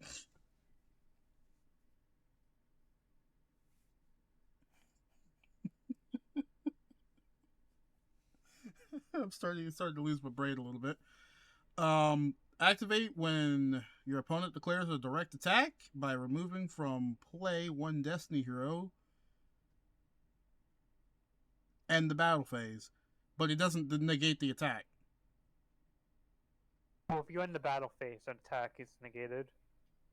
Oh, okay. I think. Pretty sure. And then it's not. You still die. You still This was die. you get one trap card to try and win or try to survive so you can win the game. I end the battle phase. Cool, the attack wasn't negated. What? The fucking Arc 5 bullshit. I do this, but you still take the damage! Limit reverse. Select one monster with 1,000 or less attack from your graveyard and special summon it in attack position. If that monster is changed to defense position. Oh, actually, it made a clip for the Libermancer. It titled it Libermancer.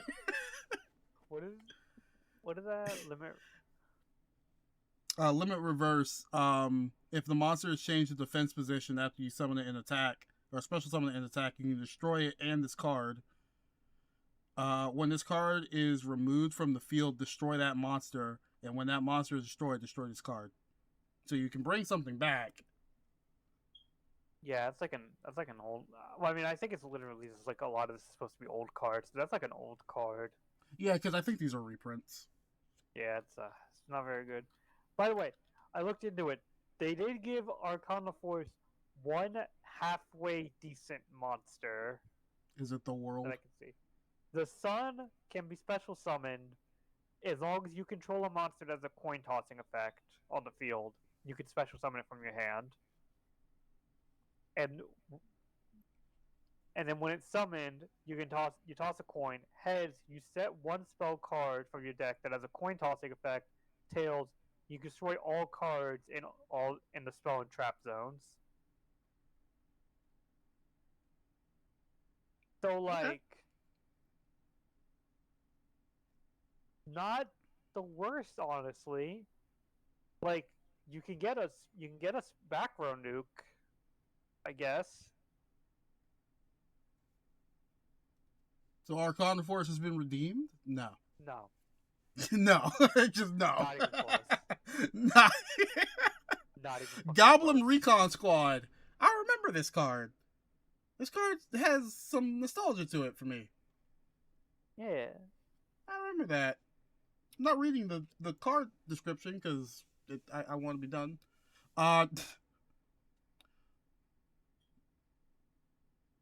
Groganut's Lightsworn Dragon.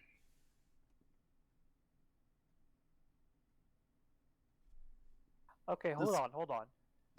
Arcana Force actually has. Sorry, this is different. Oh no, I thought you were gonna call me out on what I said. No. I'm sorry, this is entirely different.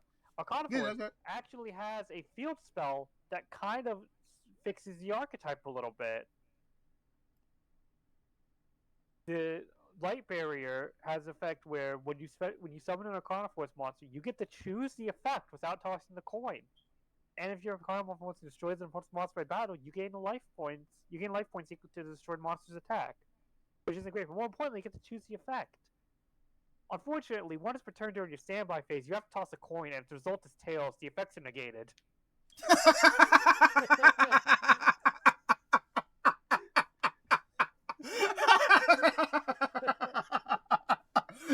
Gambler's fate to the end. It brings it down to one coin toss, but you gotta hit that coin toss or you're fucked. You're right so what you're saying is don't play Misty deck. This is just Yu-Gi-Oh's Misty deck. So fucking stupid. What? Who designed this? Did somebody in the anime just get to do that for free and they cheated? I think so. I think that was the gimmick. Someone in the anime had GX had these cards and they were able to cheat. Dog, I just got a pack that's 5 trap cards and 4 monsters. We're gonna get through the monsters first. Jesus Christ. Alright, Arcana Force! Another chariot! Arcana Force! Maniacal Servant. Oh, once per turn during your opponent's standby, you can remove from play any number of dark monsters from your graveyard. This monster gains 500 defense for each monster you removed. What does that do for you? What is it? What is it called? Let me. I just want to Maniacal servant.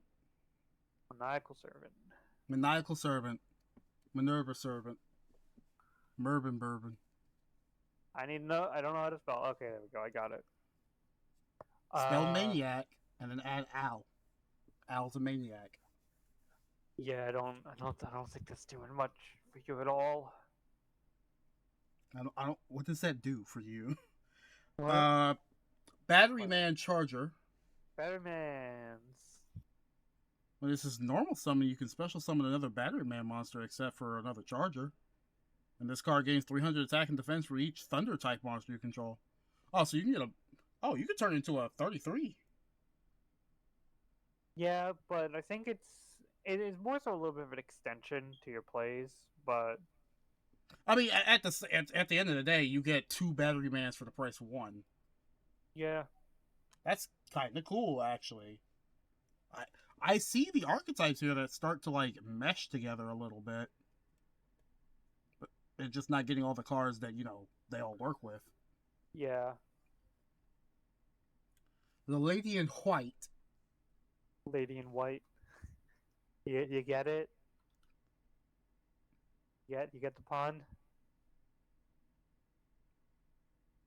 She's dead.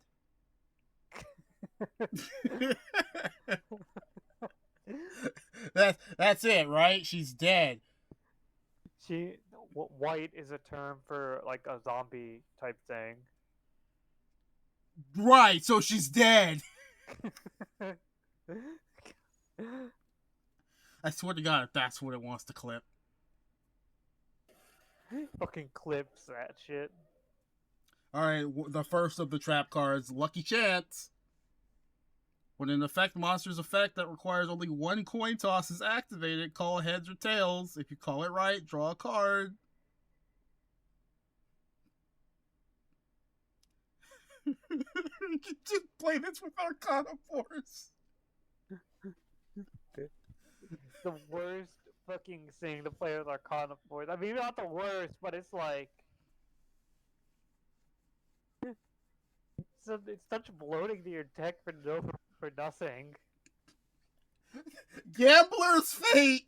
I swear to God, I don't know what character in Yu-Gi-Oh played that, but I swear to God, Lucky Chance better have been in that episode.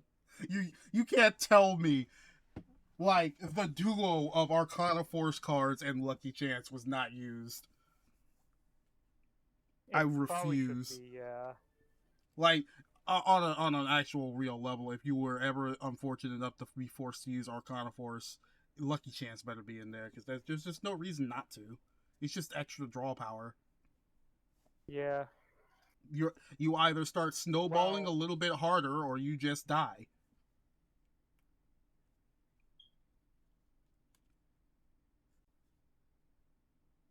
Or if you know Lady Luck is not on your side, you at least get the card when you fail. Summon light. Summon limit, not light. I can't read. Neither player can summon more than 2 times per turn. Now that's a gimper. I mean, people like to do massive summon chains in Yu-Gi-Oh nowadays, so like that can definitely potentially work. The only downside is you limit your own summoning, which you probably also want to do. Depends on what type of deck you're running, though. Yeah. I think you can make that work. It's just, it's like if you're just trying to use like Swords of Revealing or Concealing, and the battle phase stuff has to get skipped for like 2 or 3 turns. Just give yourself time to get things ready. Or in my case, with my stupid ass satellite strategy of just letting the satellite get up to 8,000 attack.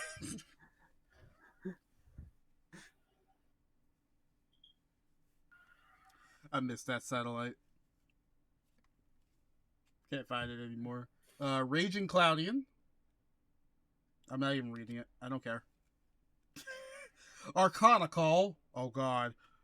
Select an Arcana Force monster you control. Remove it from play. Remove from play one Arcana Force from either player's graveyard until the end phase. Selected monster's effect becomes the removed monster's effect for the same coin toss. Jesus Christ. Why are you getting so many fucking Arcana Force cards? It's a sign. I have to build the Arcana Force deck now. It's a sign. God, no. Do you understand that if I build this deck and I actually get the cards I need? First off, I have to probably go find the rest of the Arcana Force that I actually need. And then second off, you understand if I build this and I beat you with it, you have to wear a maid outfit for a month. That's not a punishment. Fuck. You have to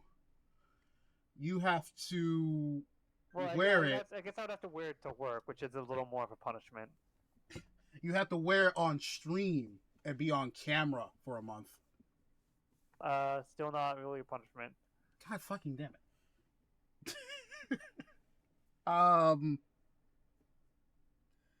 You have to Oh, I got something you don't want to do. You're not used to trying to punish fucking trans women. Oh no, I got a punishment for you, you motherfucker. Alright, you gotta complete 2 Overwatch battle passes. Oh, fuck. There you go. In the maid outfit. Okay, that might make it bearable. While streaming it.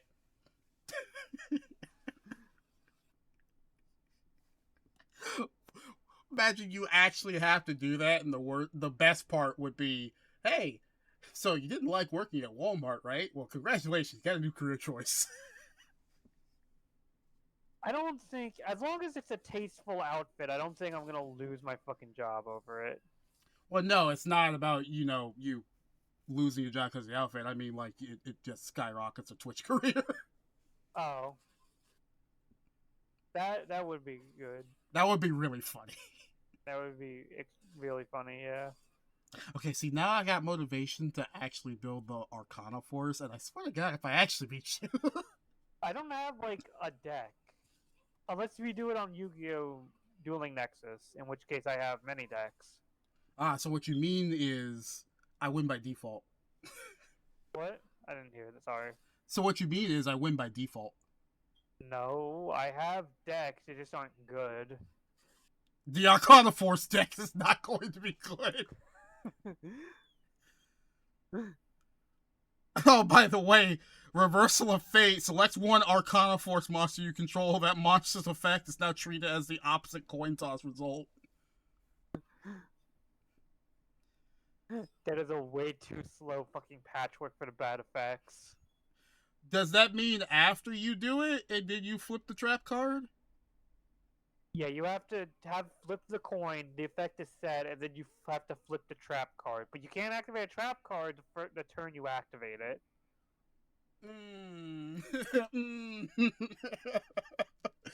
Can I have more than one Reversal of Fate?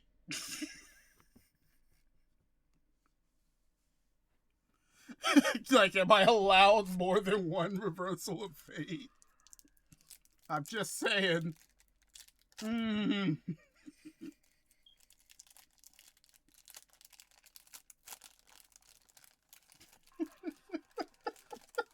swear to God, I'm going to turn over these cards, and it's going to be more Arcana Force. And we're going to cry. We're going to cry, dog. Oh, God, it's D. It's just D. It's D formation. The formation of my D. I don't even care for the Destiny Hero stuff. I'm just going to set that down. Another Demise of the Land.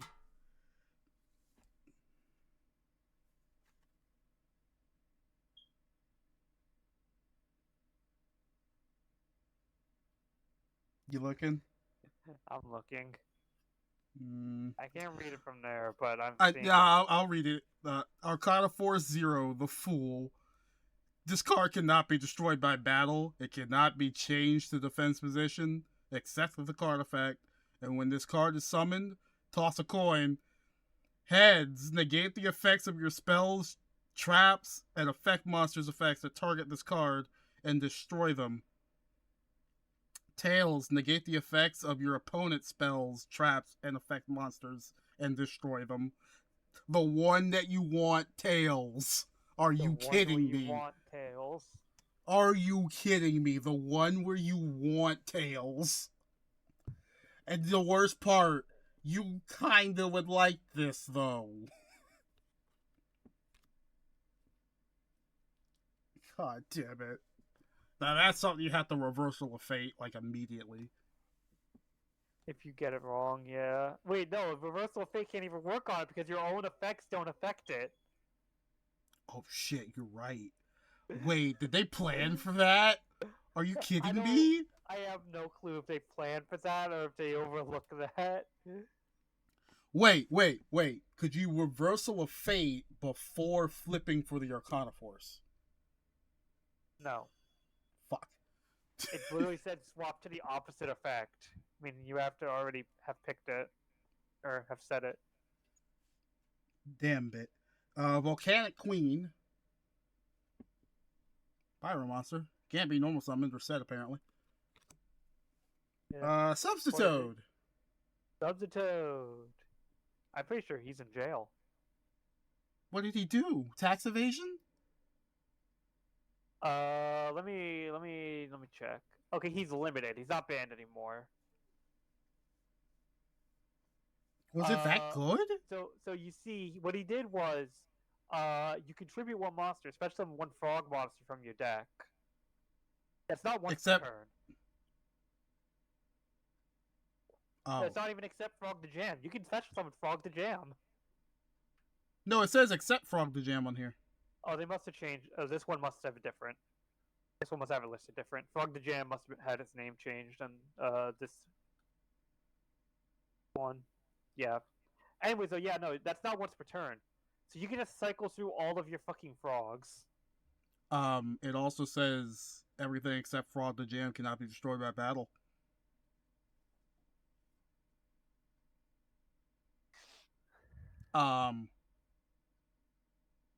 Yeah, frogs can't be destroyed by battle. That's not that part isn't as good. But being able to just cycle through all your fucking frogs real quick is kind of fucking crazy. Okay, we only got one new one in here, and it's Mystical Cards of Light. Mystical Cards of Light. You cannot use one of your spell or trap card zones during your draw phase. If you control another Mystical Cards of Light, you can draw 2 instead of 1. That sucks. So you have to. So it's a continuous spell, so you can't use. So one of them knocks out 2 zones. You have to do it and then pick a zone, and that's out. If you have to have a second one that also knocks out your zone, and then you get to draw 2 cards instead of 1. And you have 1 spell trap zone left you can use.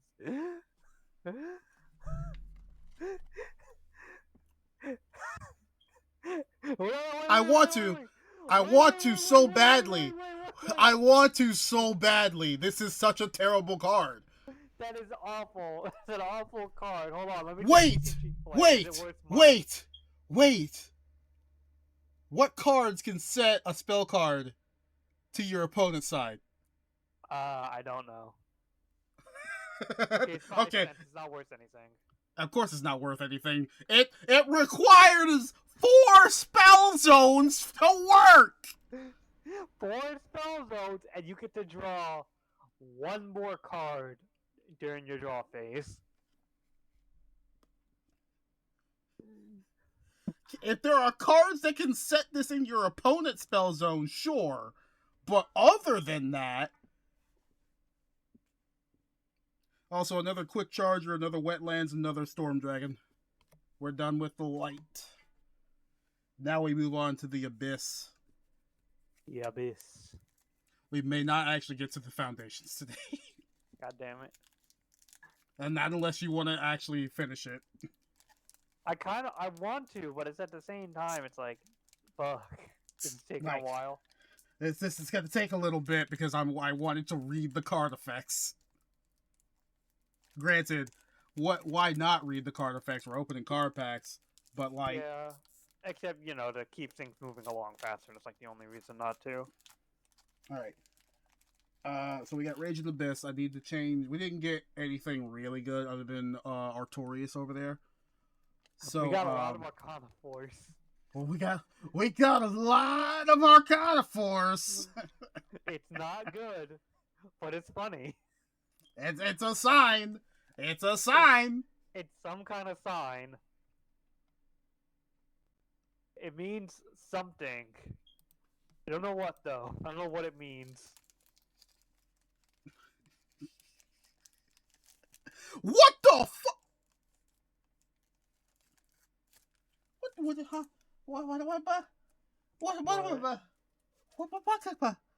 What happened? What do you mean Rage of the Abyss has a $361 card? God damn. What the fuck?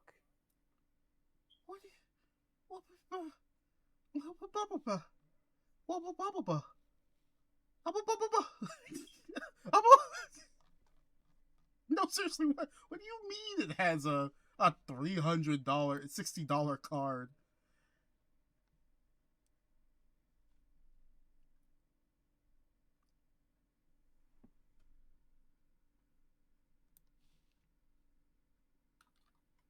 Huh. So the token I pulled out of it is 85 cents, apparently. Neat. Okay. All right. Let's get it started. Tactical Trainer of the Six Samurai. Six Samurai card. Not part of like Super Heavy Sands, right? This is some sort of Six different. Samurai is an entirely different archetype that is pretty good. Pretty good swarming. Oh, cool. I don't care about reading that one. Armored Shark. Because it's a shark with armor. It's an armored shark. Kind of feels like that's what Sharpedo's Mega Evolution should have been, but you know. This is treated as an armored Xyz monster? Huh. You can send a water Xyz monster from your extra deck to the graveyard, then target a fish monster in your graveyard with the same level as the rank of that monster, and special summon it.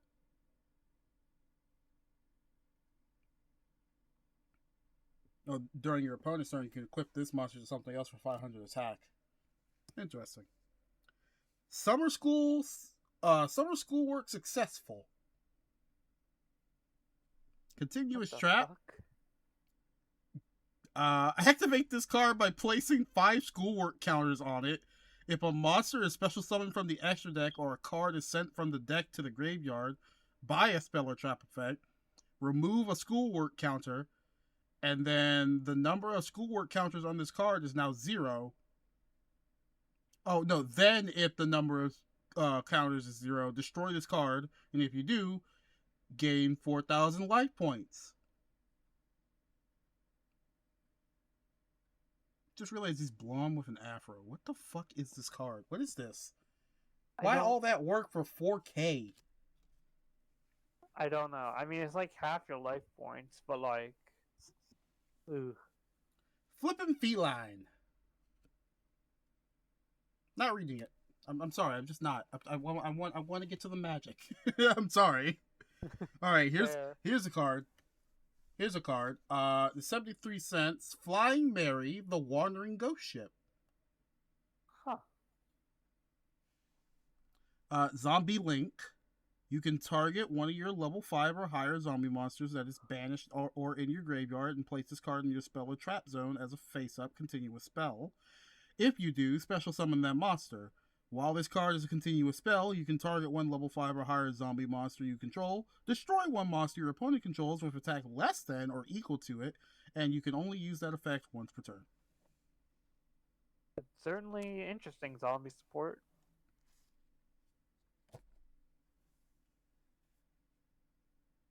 Gambler's Faith to the bitter end. It just made another clip. I'm very curious how these clips are going to turn out because I had the free trial of it where it gets rid of the watermark on it. If this makes good clips, I might pay the monthly fee for it. Maybe. It's honestly going to depend because if I have to go back and clip your rant at the beginning, I'm going to be sad.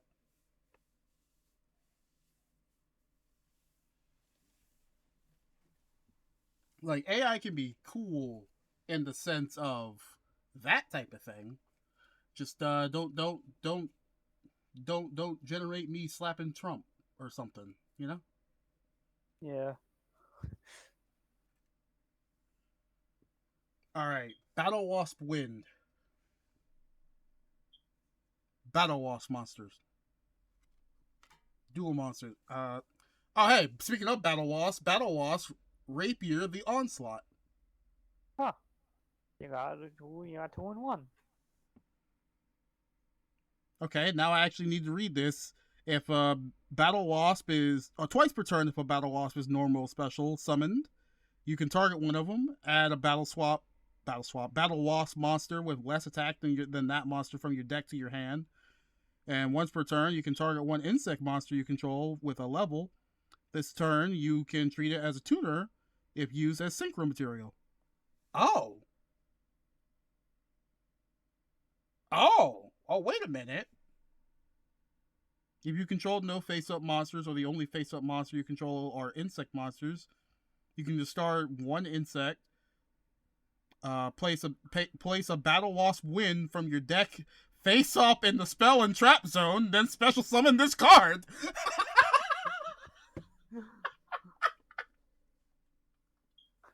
Wait, I just got the two cards that work together.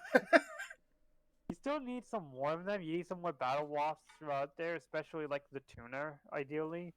Yeah, well, But, you could turn something into a tuner though. True. Aquajet Surface and Six Strike Double Assault. I'm not reading them. I'm just not. I just put the Battle Wasp on the spell. Oh, alright. Another Rage of the Abyss. Rage of the Hormones. Okay, real quick, why did battle wasps have two level 12 synchro monsters in their lineup? The fuck you just say to me? What do you mean it has two level 12s? Level 12s? Level 12, the max level. Level 12s. I didn't even know level 12 was the max level. Yep, that's how many stars you can fit up there. I thought it was only 10. Nope. I thought it was only soup. It's not just soup. There's just more soup. There's more soup. Go into the next aisle. There's still soup. What store are you in? I'm at soup. What do you mean you're at soup? I mean, I'm at the soup store. Why are you buying cards at the soup store? Fuck you. Now, how did it turn from me questioning you? Or you questioning me to me questioning I don't even know. All right. Man. Not reading it. I'm not reading it.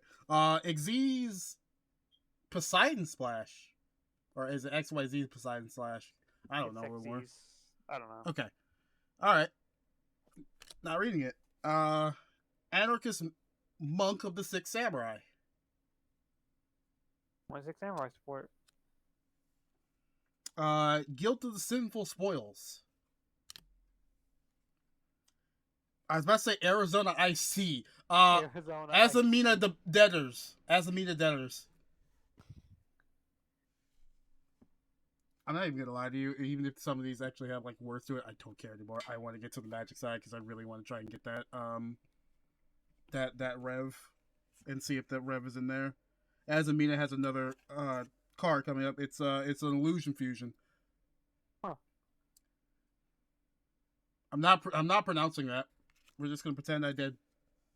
I was about to say Dental Deity. Denial Deity Doten.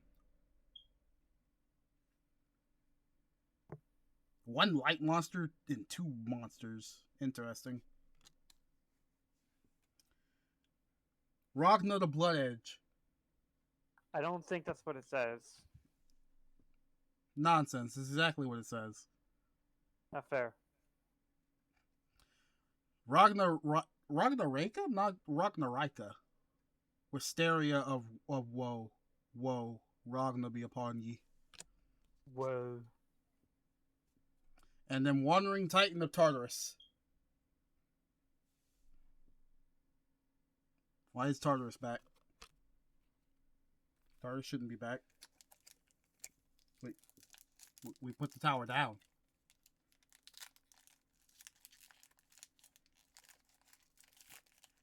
Right? The tower went down, right? I don't know. What do you mean you don't know? I don't You know. put the What tower down, right?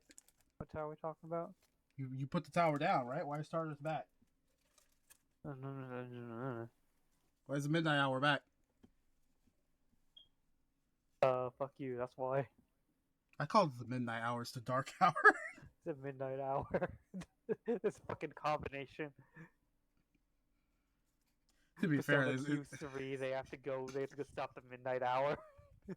Persona Q3. The midnight hour deep in mementos. Yeah.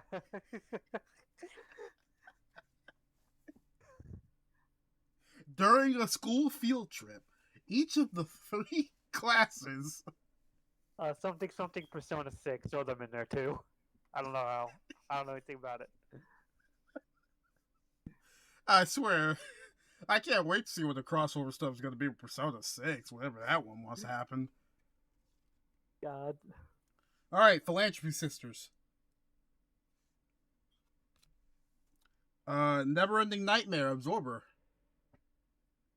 Absorber.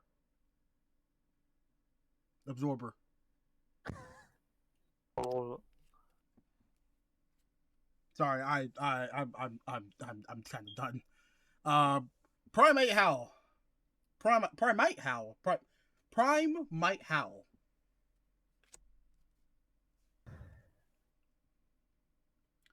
Insect Invitation.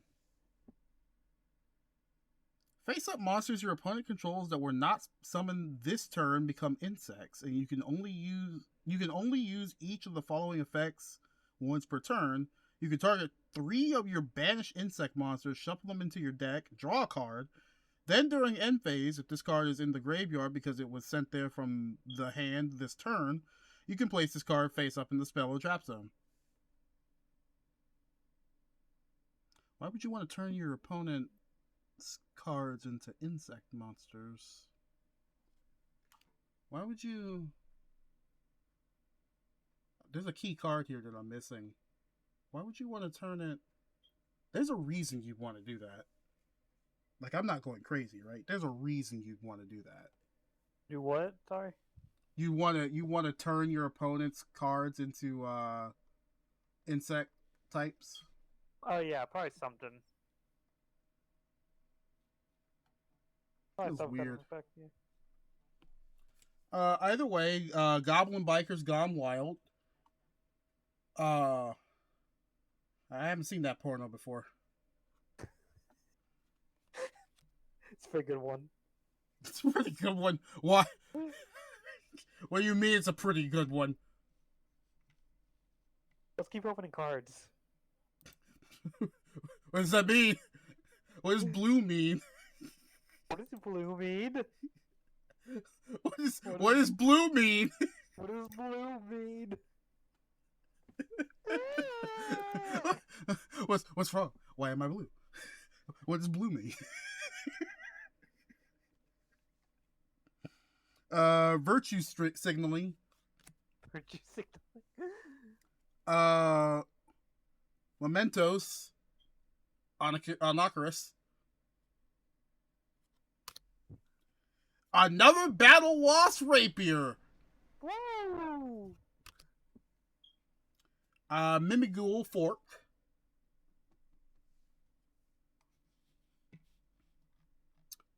See, no, I saw Mimighoul Charm. I did not see Mimighoul Fork. I thought I saw a Mimighoul stuff that was actually pretty relevant, but no, not Fork. I'm looking for Charm.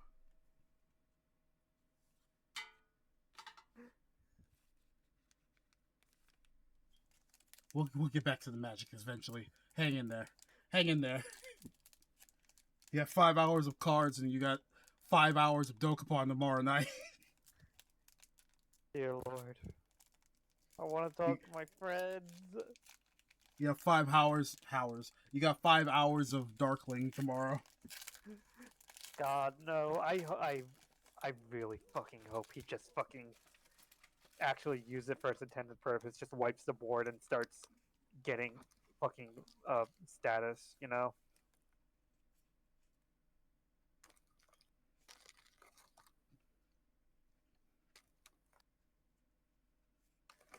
I hope I didn't just psych myself out. I really hope I didn't just psych myself out. All right. Max Metalmorph, not Max Headroom. Max Metalmorph. Allows you to start equipping monsters from normal and special summoning. Goblin Biker Grand Crisis. Oh, that must be the sequel to the Gone Wild. Yeah. I'm guessing 3 of them got pregnant. Reincarnation Unveiling Male.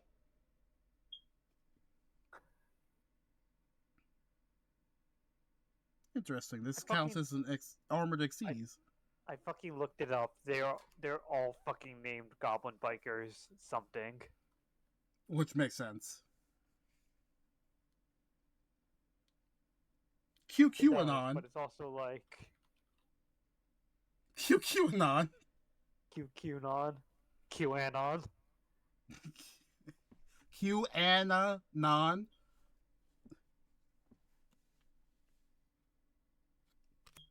Dinosaur. Yeah, it's a dinosaur. Prime dinosaur meat. Prime dinosaur meat. Alright, I have to... Oh.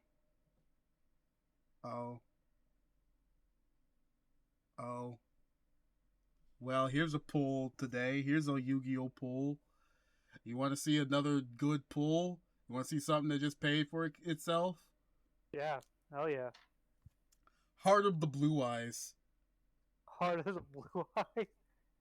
How much is that worth? Hold on, let me look that up. It's a $15 card.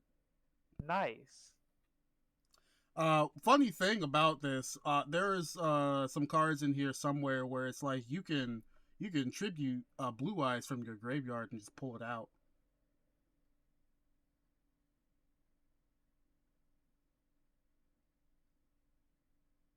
Control this card cannot switch. Alright, I'm just gonna throw it in Arcana Force and watch it be the only reason I can win.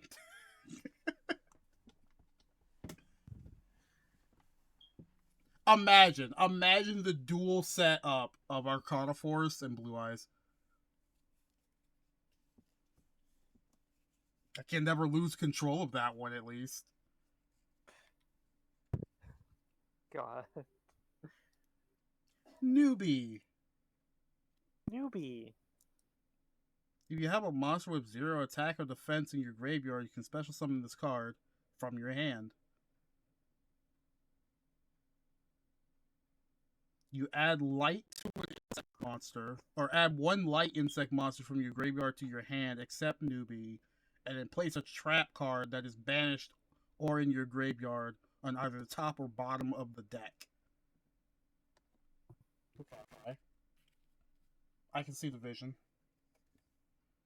Heavy Cavalry of the Indestructible Insects. Goddamn. Giant Enemy Crab. Attack its weak point for massive damage. Alright, I'm gonna do the other card first. Aqua Jet Surface, which I'm not gonna read. That's not my spell card stack. Release me! Release me! Release Brainwave Watching. If a monster is tributed from the hand or field, target 1 face-up monster your opponent controls and apply the following effect based on which player owns it. Take control of it, but return it to the hand during the end phase, or negate its effects until the end of the turn. Alright, that's it for Rage of the Abyss. We actually got a pull from it, too. Alright, time to go to the retro packs. Are you ready? It's not even the last one of the day. Are you ready? Yeah, sure.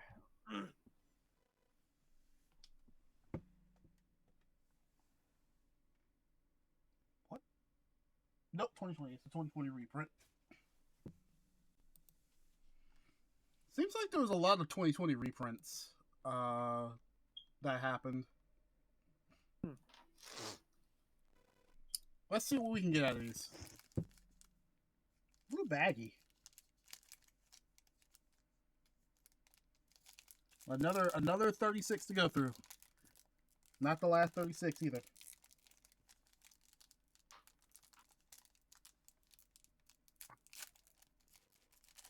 Hang in there, champ. We're almost done. We're gonna die. I'm gonna keep this in case I don't make a better one. Alright. Oh, you ready? You still there? You still with me? Uh-huh. Hello?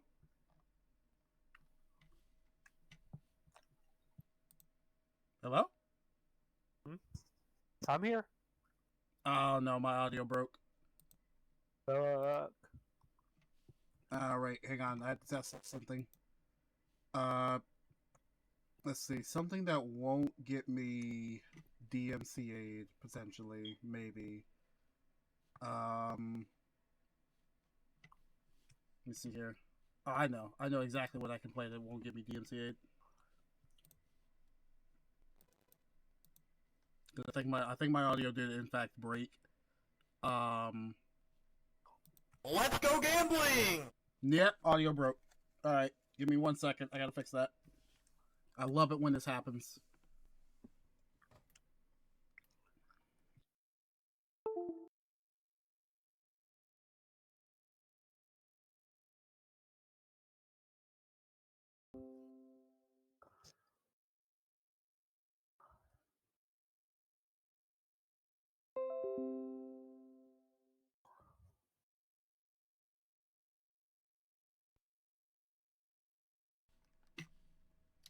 Okay.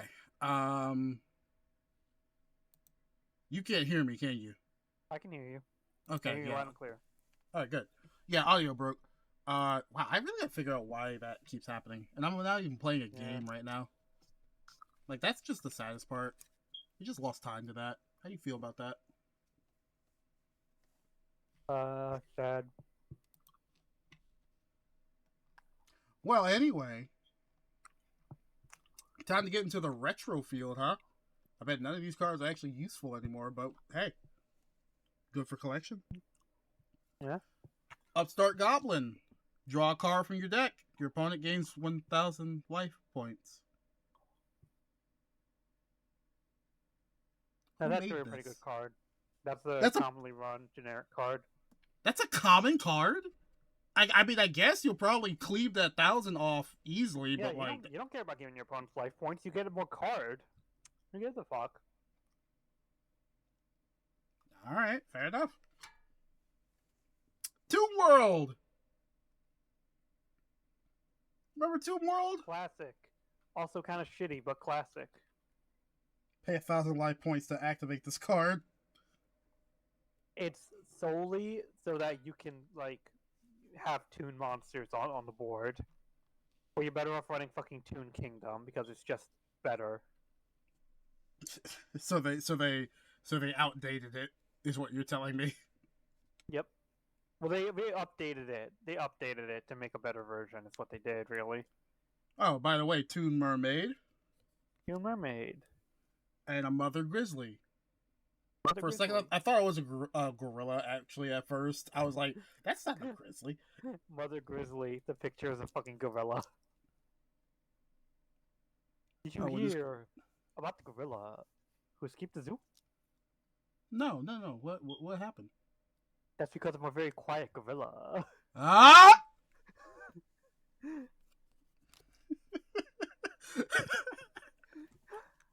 Bandit Bringer!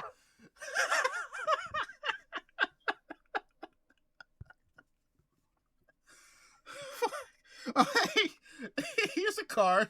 Is this still limited? classic. I don't remember. Was it actually still limited? I thought it got a break at some point. It's still limited. It's limited to one. It was banned at one point. It was used to be banned and it got too limited. Okay. Yeah. Good old Monster Reborn. It's only 50 cents apparently. Is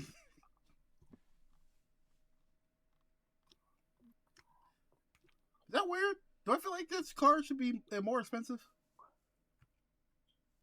It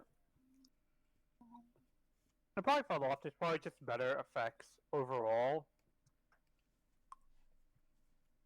But it's nice to have. It is. Thousand Dragon.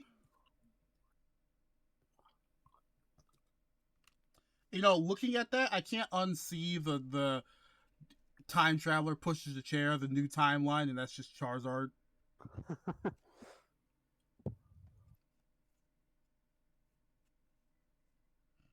Gazelle, the king of mythical beasts.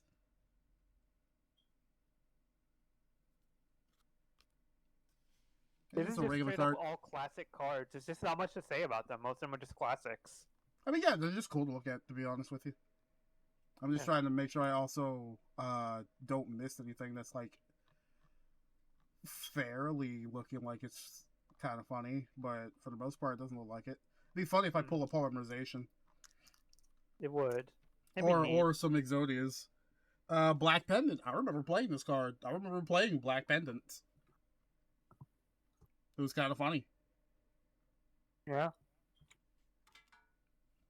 The Mask of Darkness. Add a trap card from your graveyard to your hand on flip summon. What's jumping on there? Starburst.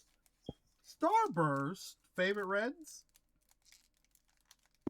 It's like a mixed bag of Starburst and Skittles. I ate all the Skittles at this point, though. Coincidentally, yes, though. This one is one of my favorites. You ate all the Skittles before you ate the Starburst? Doing more Starburst, and I was doing like an equal amount. Oh, okay. I thought you were a heathen for a second. No.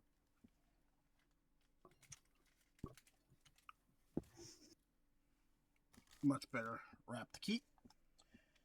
Alright. Senju of the Thousand Hands. Always buying up all my Starburst. That's my most popular product.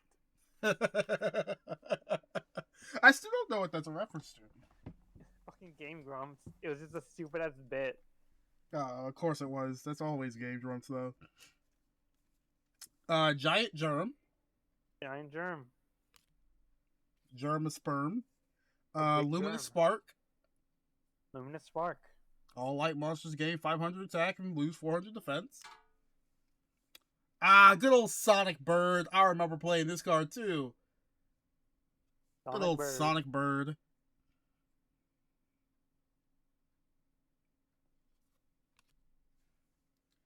Sangha of the Thunder. Down Under.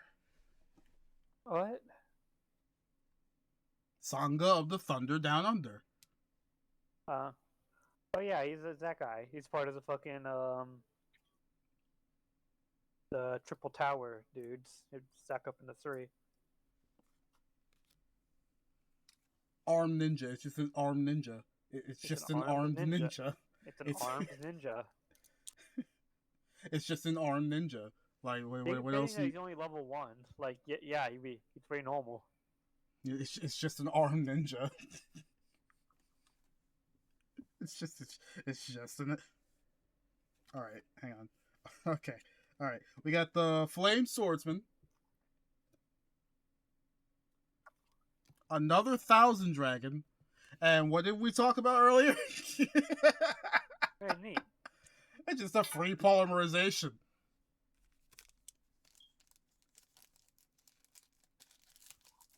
Don't worry, we're 2.5 hours in. We're gonna get there, all right? We're gonna get there. We're gonna blitz through Magic. I don't think we're gonna get there.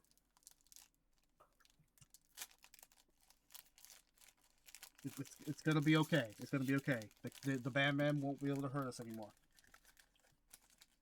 I don't believe you. It's okay. It's okay. Not okay. Toon Summon Skull. I remember this from the anime. I remember that a lot from the anime, actually.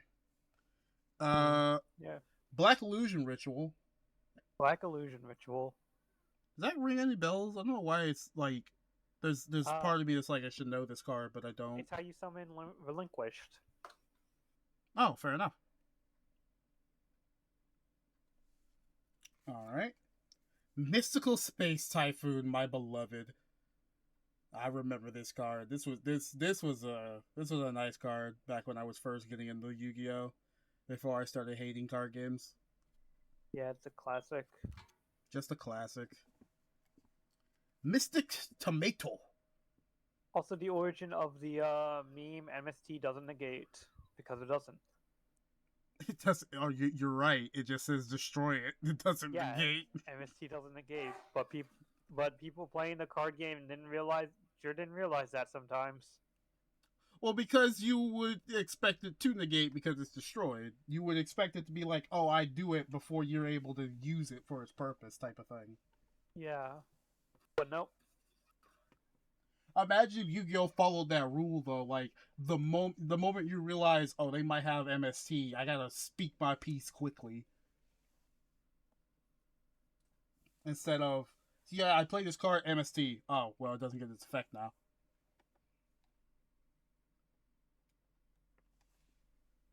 All right, put the Mystic Tomato there. Swords of Revealing Light, another one from childhood. Another classic. Another classic. God, this is nostalgia. This is too much nostalgia. Too much for one man. One man who's still terrible at card games to ever. I don't know where I was going with my sentence. Jiragumo. Jiragumo. Hey, when this card declares an attack, toss a coin and call it. If you call it right, attack normally. If you call it wrong, lose half your life points before attacking.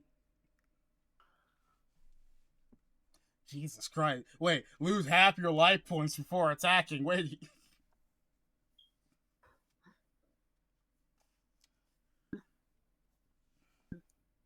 Okay.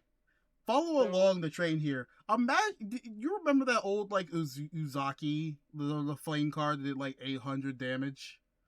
Yeah, fucking hero. Imagine you are at like 1600 or less.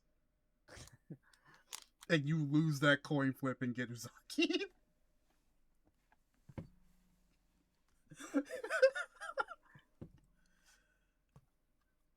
I'm just saying that I would burn every card I have. You would not see me at your local anymore. You would just not see me. I would burn everything. You were gonna say, by the way? Oh, I'm just gonna explain. So the reason for such a terrible effect, it's just as simple as back in the day, Konami was convinced they needed to have downsides to like any like normal summonable beater with like more than 1900 attack. All right. Let's see here. We've got the 7 Tools of the Bandit, another card of nostalgia for me.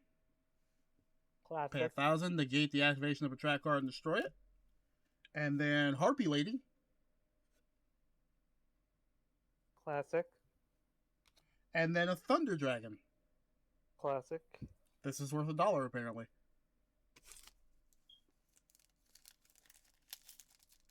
How like has probably because it's like an archetype for them now. They made an archetype for Thunder Dragon. I mean, it also works because it's also another Thunder monster for that other thing earlier. If you remember that one. Because it was like, you could max that thing out at like 3,300 attack.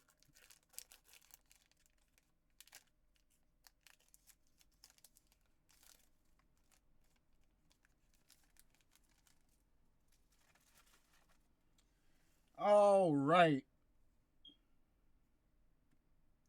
Horeng.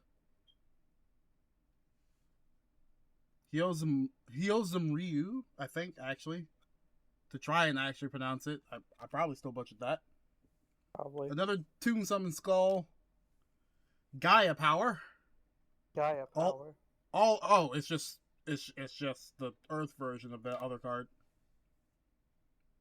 Here's the Water version of that other card. Umi Rukia. I tried.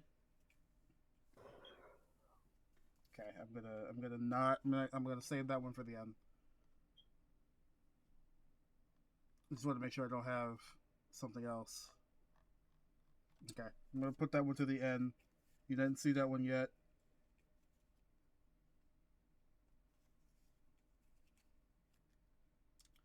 The twin-headed Thunder Dragon. Another Jirai, another Harpy Lady. The Baby Dragon. Baby Dragon. Now you see Time Wizard, and you can use all those 1,000-year dragons. And something that holds a very special place in my heart. The left leg of the Forbidden. Ooh. the left leg of the Forbidden. Only the left leg, though. Only the left leg, which apparently is more worth than the left arm. This is a $2 card. Alright, that's it for the retros. We only got one more Yu-Gi-Oh! To open. Almost done. We're almost done with the Yu-Gi-Oh! The retros are going so much faster because they're just half of them are vanillas. You see, here's the problem. Now we go into 25th anniversaries. Oh no. It's the rarity collections. Oh dear God. They're 5 cards a pack.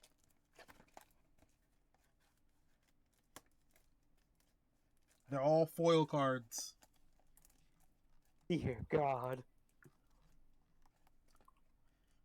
This is a bucket. Dear God. Wait, there's more. No. I always love how he looked at him at the end, too. This is a bucket. Alright. Oh, dear Christ. There's 153. That's all, folks. There's a high value card in this. Oh no. The gambler. The gambler has to win. The house has to lose someday. The house never loses, though. The house will lose today. The house will lose. They never lose. The house will lose. There's 4 cards a pack. No, sorry, there's 5 cards a pack with 5 packs. But wait, there's more. Because within my restless cynicism, I purchased a 6 rarity collection pack. Why? Why did you get more Yu-Gi-Oh? This is the quarter century bonanza. And it'll be the last pack that we open today. One more afterwards, and it'll sit there just staring at us. Menacingly. Alright. The start of the rarities. And to answer your question, because I can. Dear God.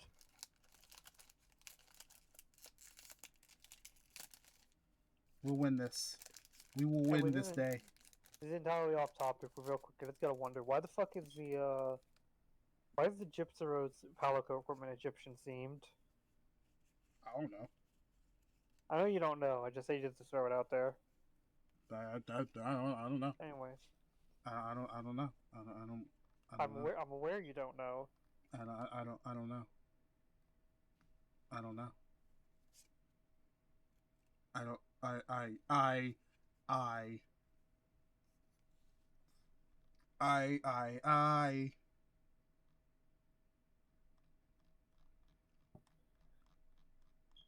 Okay, I'm gonna actually for each of these cards, I'm gonna actually just type and search them because genuinely, genuinely, legitimately, I am not scrolling. So triple tactics talent. I think If your that's a card people ran for a bit. I think. if your opponent has activated a monster effect during your main phase this turn, you get one. Draw two cards. Take control of one monster your opponent controls. Look at your opponent's hand and choose one card from it and shuffle it into the deck. I'm gonna search that one.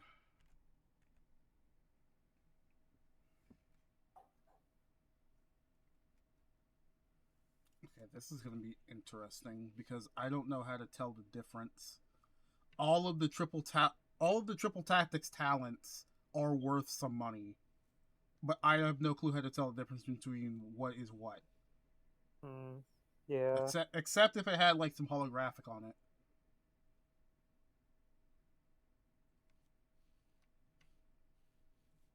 I'm thinking.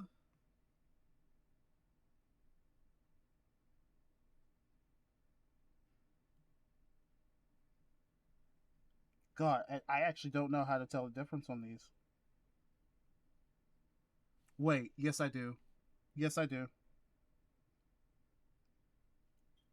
EN63. No I don't. No I don't. No I don't. How do you tell the difference? Because like one variant of this is $82, Jesus. and the lowest variant is $12. Okay. Okay, I think I know. I think I know. All right. All right. So the variant I'm holding in my hand is $13.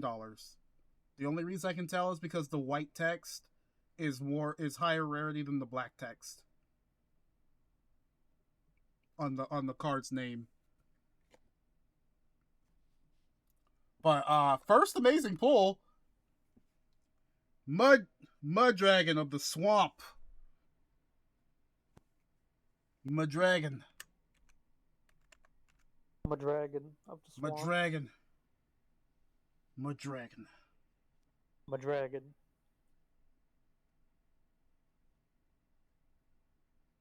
Let me see it. Hang on 1 second.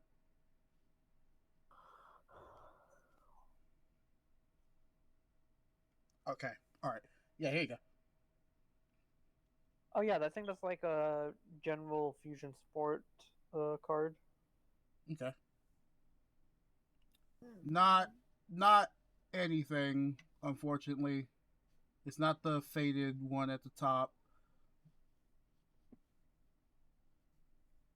But that's cool to know that it's general in like some context. Fairy Tale Luna.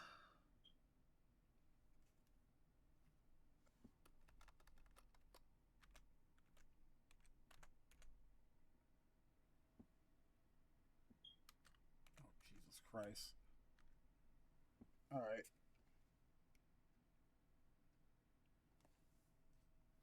I see. So the only nosy thing that happened with this archetype that I know of is Snow was ran as a generic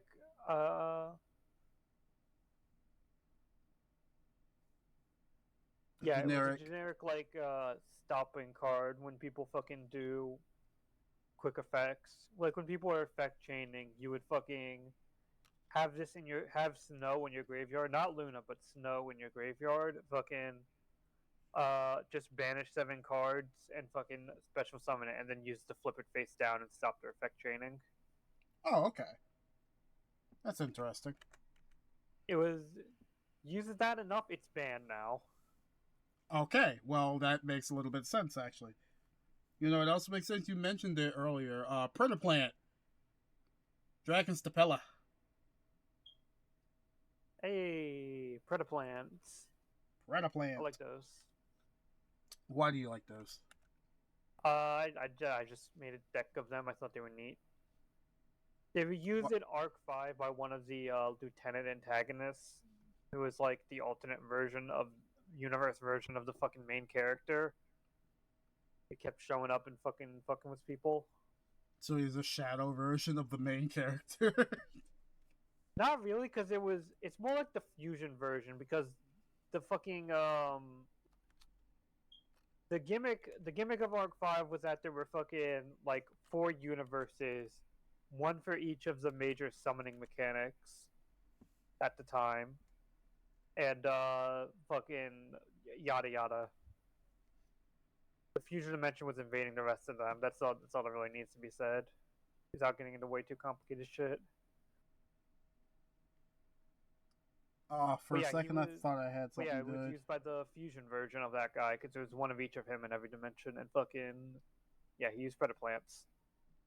Okay, fair enough. He used Predaplants and Starving Venom Fusion Dragon. All right, fair enough. And then the last one of this one is Pot of Desires. This one caught my eye a little bit. Bench 10 cards from the top of your deck, face down, draw 2 cards. People actually run that very often as like just general draw consistency, like just extra drawing power. Okay. They just say fuck it. Okay. All right. I don't blame you if that's what you do. I think ideally the idea is supposed to be like, oh, you just have enough of the stuff you need in your deck that banishing 10 cards isn't gonna lose you everything. That makes sense. Ideally, you don't banish one of your playmakers, but yeah, you get to send your deck and draw cards, so it's neat. Ooh, we might have gotten some good rare in here. All right. This one actually it has a little bit of nostalgia in my mind. Compulsory evacuation device. Ooh. Target one monster in the field, return it to the target's hand. So that one I remember. I remember playing that. Mech Knight Crusadia Avramax.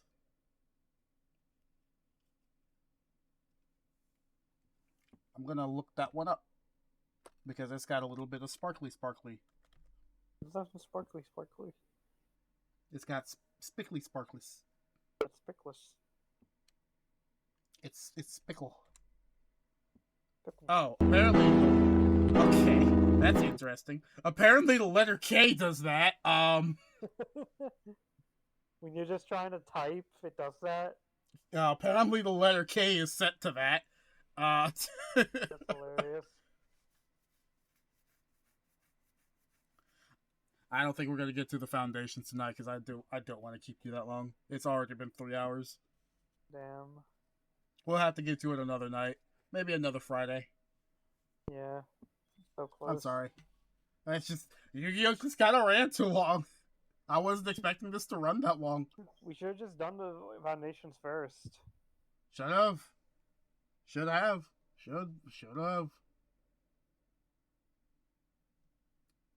Damn, you want this one almost all the way faded out for it to actually like matter, but it's not.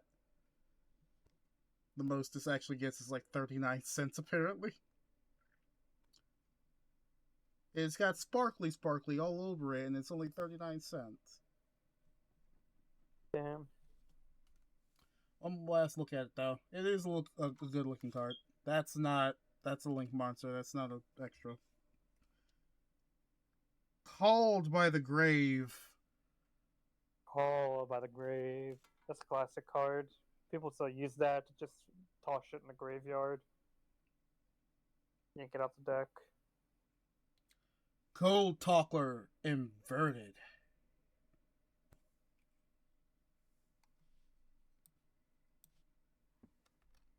This one has sparkly all over it too. Hang on.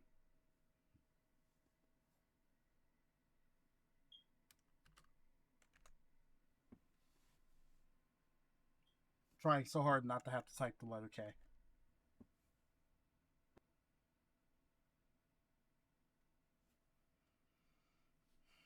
Let's see. It is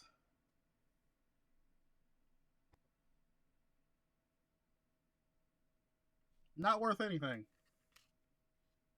No, no battle prowess on it. No, doesn't ring a bell. Which one? Sorry.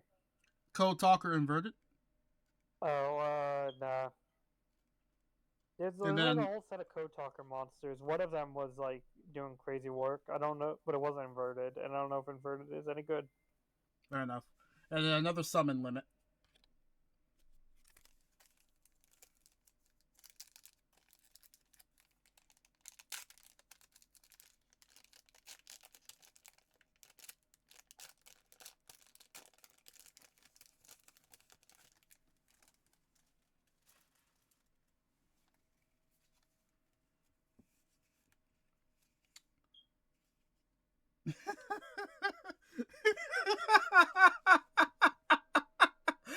It heard you. It heard you talking shit. Motherfuckers like say that shit to my face. I did work. I did work.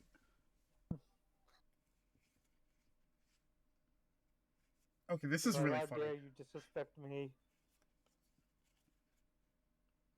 All right, so we got Vision Hero Ferris for Riha.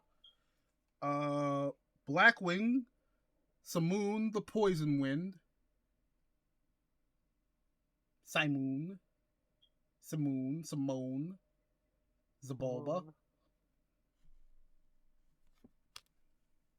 and 2 Egyptian God Slimes. Huh. Just 2 Egyptian God Slimes. Interesting. One of each rarity.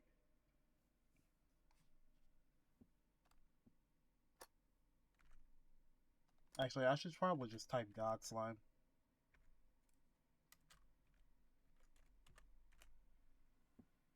Okay, here we go.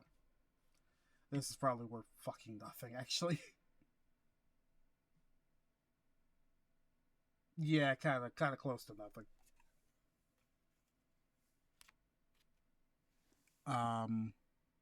Need a level 10 water monster. That doesn't sound like it's okay, but maybe it's able to like get pulled out. Maybe, right?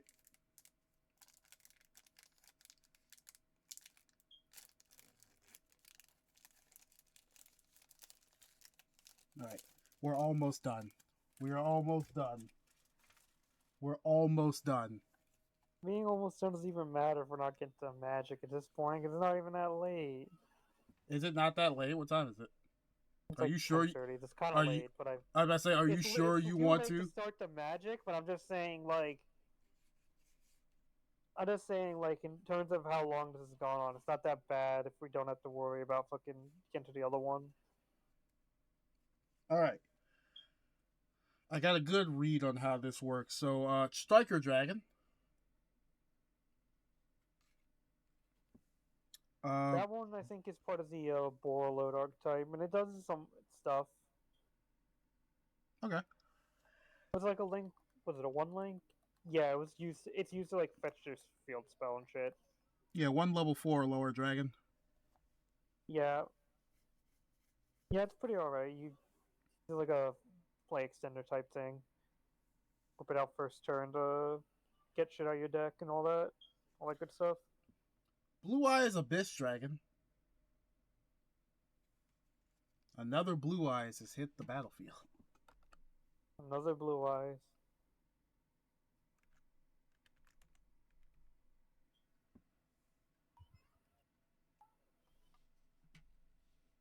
It is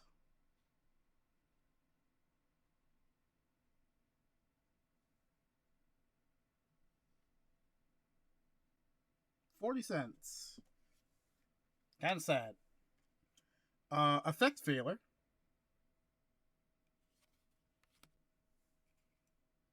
Ghost Bell and Haunted Mansion. And another Fairy Tale Luna. We got one more Rarity Collection pack.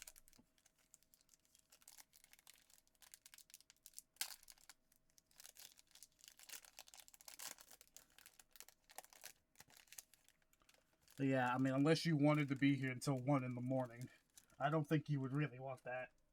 I can't ask that No, of not you. really. Maybe we can Yeah, do one. We can do. one. We'll do one foundation. It's just for the fuck of it. I made another clip. I We made made another clip. another clip randomly. These And are gonna it's, be it's shit titled, clips. I would burn my YuGiOh card. No, at least it's something. At least it's he's talking about something on that one. Oh, I cannot wait to go back through this and actually like look through it and be like, okay, what did it clip? What did you clip? I have to know now. I does is has to know. Does is has to know. All right, another mud dragon. Doesn't look like it's any different from the other one, so.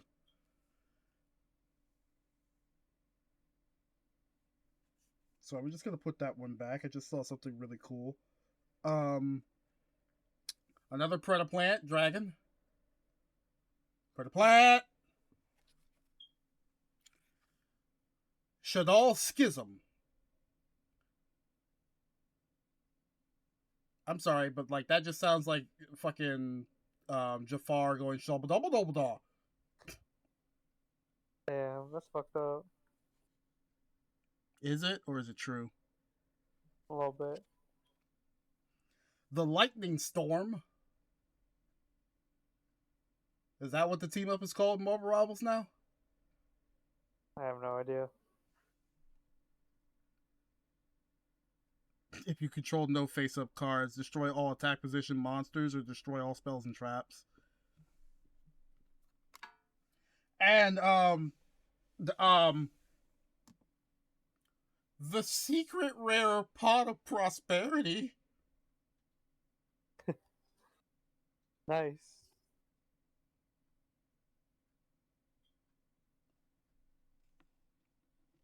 Um um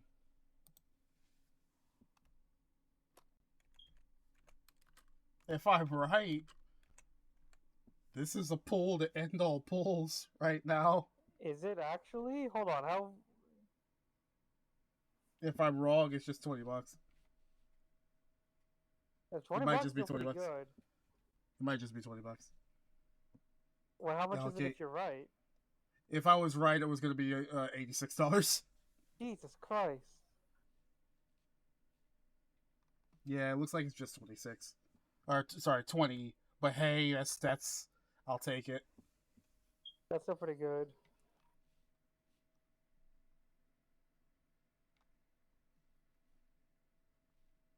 Yeah, no, the highest it can go is $20.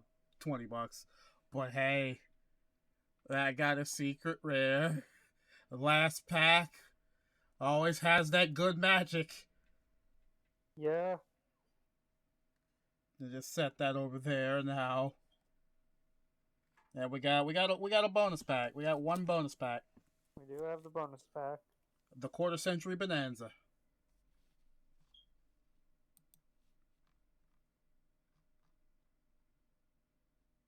Oh, for a second I thought it made another clip and was actually the secret rare pool. I'm probably gonna have to do that myself unless it can hear me right now saying, "Hey, go back and clip the pool of that secret rare."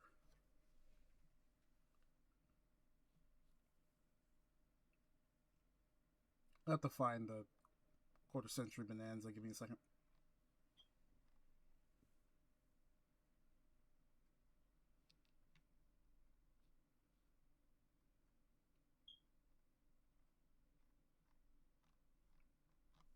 Where is it? Is it? Does it start with quarter century?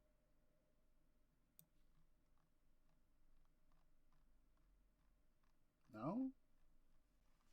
I don't know how to find this card or the pack because I want to make sure I can actually figure that one out. Who knows? We might get a second pull here.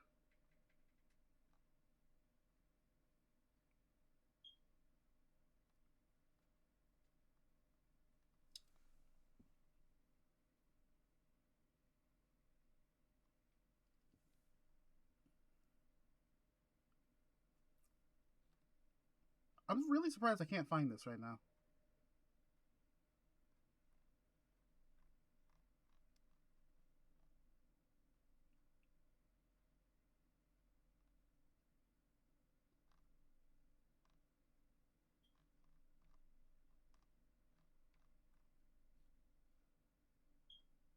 Yeah, no, it's not actually showing up, and it's honestly kind of weird.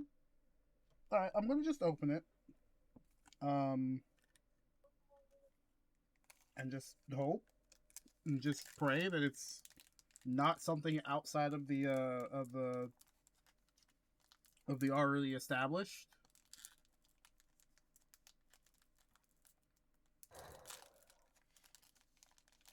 You know, winging a prayer.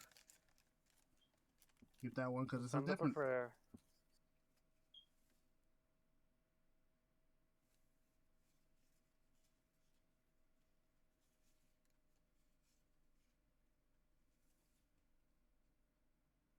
So, like I was saying, imagine if we just got like another pool. Yeah. Anyway, Madolk Salon. Madolce Salon. Is it Madolce? I actually don't know. Madolce. Okay. Signet Mining.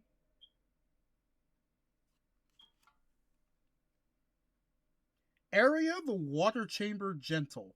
Or Charmer, sorry, Gentle.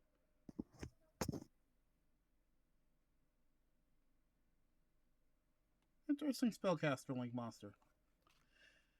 Now here's another secret rare for you. Drill Warrior. Huh. And another one, Laundry Dragon Maid. That's an even better secret rare. Hey, Dragon Maids. I don't know if they're in here, and I don't know how to find them.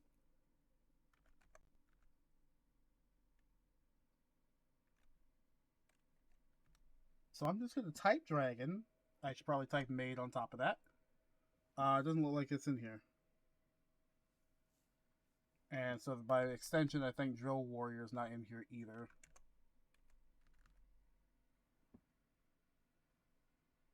Yeah, it doesn't look like Drill Warrior's in here either. So I have to figure out which ones these are actually in. I don't know what these are in. Because I can't find Quarter Century Bonanza anywhere. Yeah, no, I'm not sure how to find these. You got any way to look these cards up? Yeah, sure. Hold on. I gotta pull up TCG Player. Keep closing it.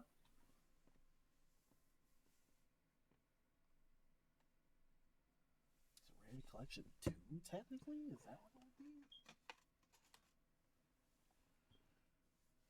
Because these say Quarter Century Bonanza. 10 cents for a Dragon Maid.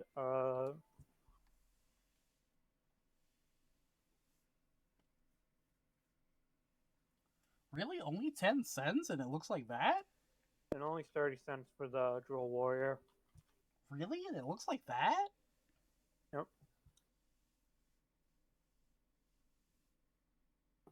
Unless it's the Quarter Century Secret Rare. It's the Quarter Century Bonanza. Like, that's what I'm trying to find. I can't find it. I can't find the list for it. Hmm. And I'm not sure what it's... Not sure what it's technically called. Sorry, double center. Let's see here.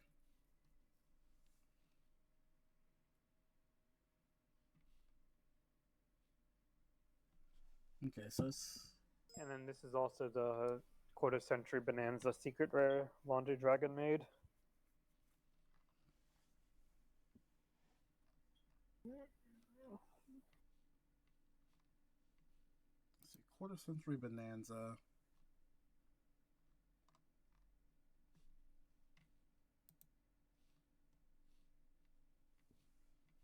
Okay, well that... Like, shopping the set doesn't mean nothing. Okay, I at least can now go through this and find it on the quarter century bonanza thing on like TCG player. So thank you. That at least set it up for me to get there because I can just go through the price guide. Oh yeah, okay.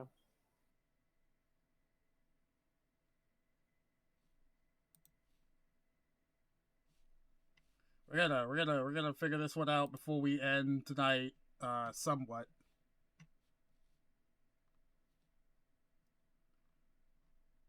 So let me just go ahead and type Drill Warrior.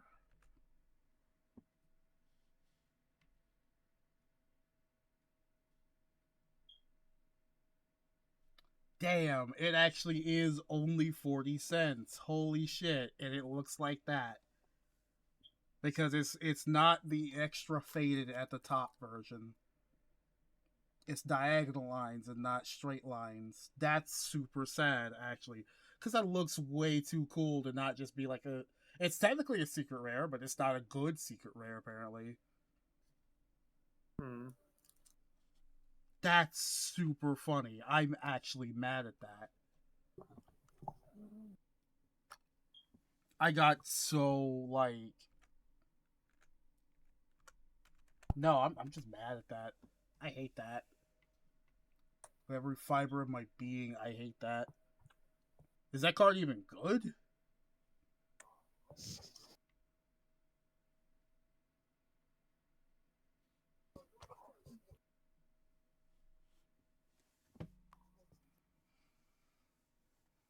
Oh, okay. All is forgiven. The Dragon Maid can go upwards of $7. Alright. All is forgiven. We got a lot of Yu-Gi-Oh cards that are actually kind of worth today. I mean, not that much worth because some of them were only like $1, but like we got a lot.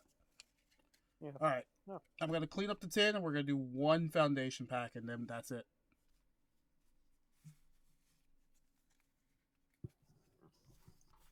And then next time we do cards, we will finish the foundations tin.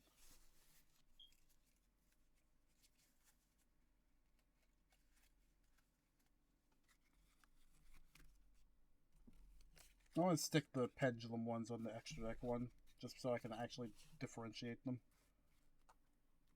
Fair.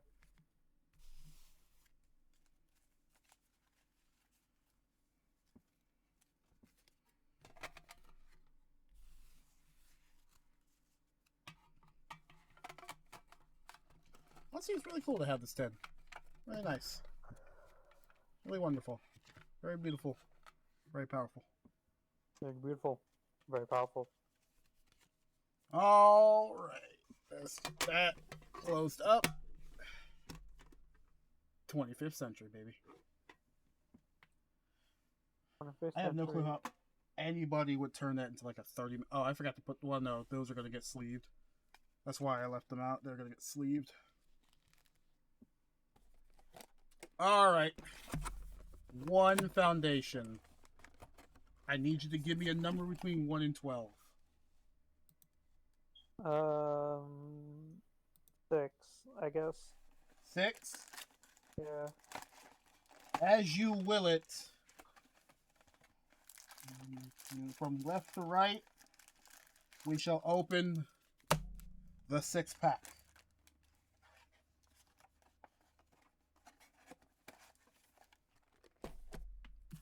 Allow us to see what the final pack of tonight shall be. Let's see.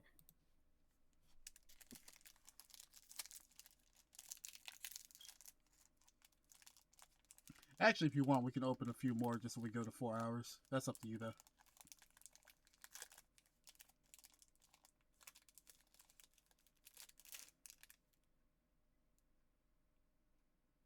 Yeah, so yeah, I like how I was saying, we could open a little bit more afterwards just to go up to 4 hours. I'm totally not suggesting that because I just got a water one and I wanted to get a black. Totally not suggesting that because of my own inabilities. to get what I want. What happened? So like we could actually open up a little bit and go up to 4 hours if you'd like to. So Fuck it. I'm totally not saying that because like I just opened it and got a blue.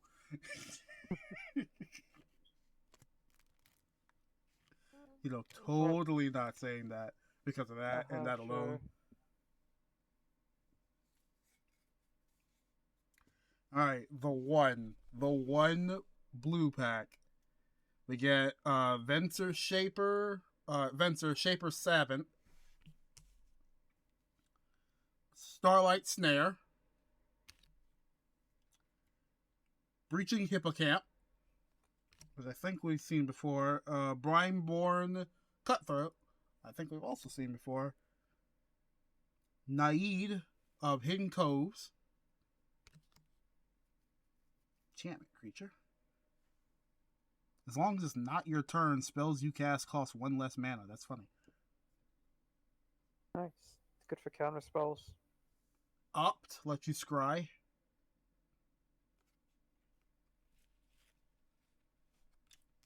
Incense. Pestermite. Test your might.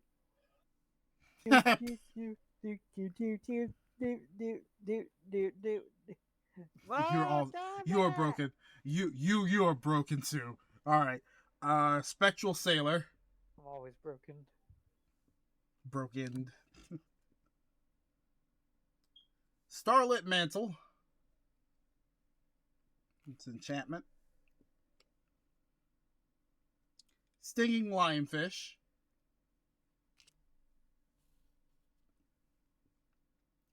Supreme Will.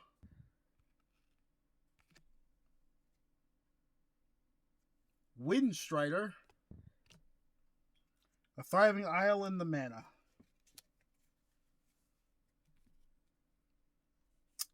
And that is all we get. That's all she wrote. I don't believe any of those cards were anywhere near what we were kind of looking for. So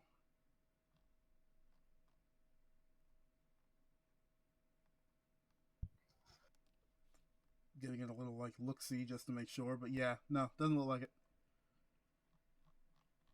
Doesn't look like it, which is unfortunate. But yeah, that's all we get out of that one pack. So it's up to you. Do you want to go for another 2 and just call it a row, or you want to just you good? We can go for like another 2. All right. Tempting fate. Can't escape from crossing fate. Can't escape from shitting fate.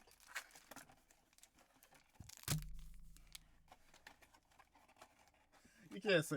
I was on the Tales of subreddit earlier, and the motherfucker went, "All right, screw this or that about your arts. You just took a shit. Name an art that describes how you took that shit." And somebody went, "Blessed Drops." Beast. Beast. Tidal wave. Indignation.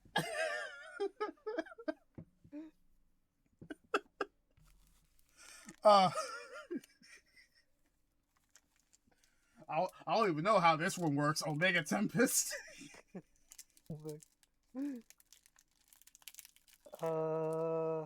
Eruption. Eruption.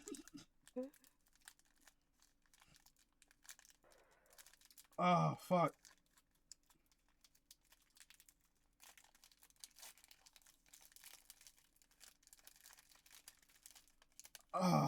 Blessed Art the Pink. Actually, if you got something like that, you need to go to the hospital. Alright, Inventive. Inventus we trust. Actually, don't trust that fucker. Don't trust Ben. Bipolar as fuck. He'll piss you off at Fortune Street. He'll get pissed off at Orchard Street. No, that's Terra. I feel like I All right. remember Ventus getting pretty pissed, but I'm not sure. I don't remember. No, it was Aqua that eventually got pissed. I know Aqua eventually got pissed. All right. Patapon called Soul of Innovation.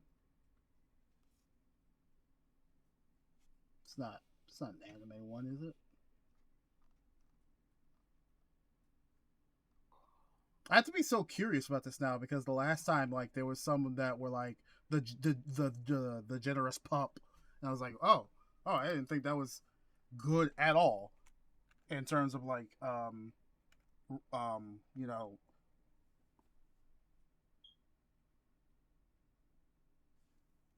This card is nice. This card is nice. It deserves to be in the sleeve. It's nice. Nice. Nice. Nice. Thought Monitor. Look at the Thought Police over here. Artifact creature. I thought I saw it here too. This is gonna jack up the number of artifacts because you barely got any last time. Oh yeah, there was barely any artifact or artifact creatures. Yeah, this one was a construct. Gilded Scuttler. Gilded Scuttler. Another artifact creature, actually.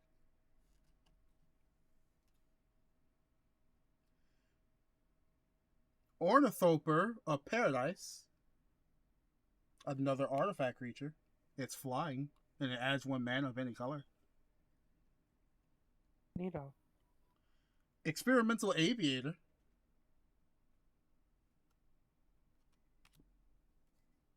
Fading Hope. That's depressing. Return target creature to its owner's hand. If its mana value is 3 or less, scry. Malfunction. Enchant an artifact or creature. Enchanted permanent doesn't untap during its controller's untap step. Alright, just good old blue. Good old blue. Thoughtcast. Thought is what put blue in a cast. What does that mean? Thought is what put blue in a cast. You know exactly what that means. What does that even mean? Cheap of the Foundry. Another artifact creature. Mire Enforcer, another artifact creature. We're just making up for artifact creatures at this point. Like I'm a little bit confused. The deck is literally called Inventive. It's an artifact deck. That's the point. Okay, but how am I supposed to know that? You not be a stupid fucking bitch. Careful how you end that sentence, because somebody could add something in.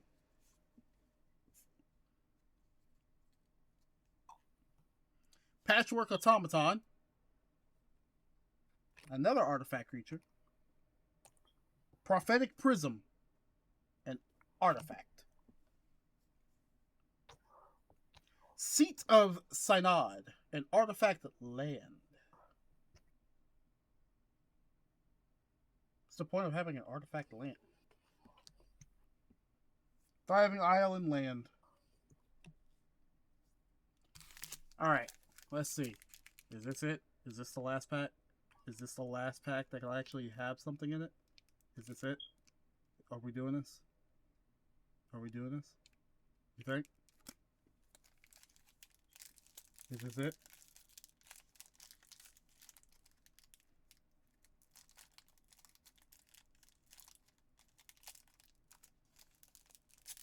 So everybody says no, because I think we just got dinosaurs. I thought it said 5 guys for a second. Fun guys. Fun guys. I Mushrooms. thought it said Five Guys for a Five second. guys. Another food deck. Alright, I'm expecting some shrooms here. Let's see what type of shrooms we can get. Oh, cool. It actually was a last pack magic situation here. Because the beginning card is actually a $10 card. This is what I was talking about beforehand with like a bunch of like token stuff. Because I think it was like with the Cub? The Cub was like... No, the Cub was Landfall. Yeah. The Cub was Landfall, but then there was another card where it's like tokens happen and then you can get a land for the tokens or something. Or something. There was something about like with this shroom, with the saproling or sapperling, getting this token from doing damage with something. But yeah, this is a $10 card. Nice. And then we get good old Saurian Symbiote. Slimy Perfect. Piper. Band Together. Fungal Plots. That's an enhancement. Oh god, the cards are going everywhere. No! Stay on the stack! Might of the Masses. Overwhelm.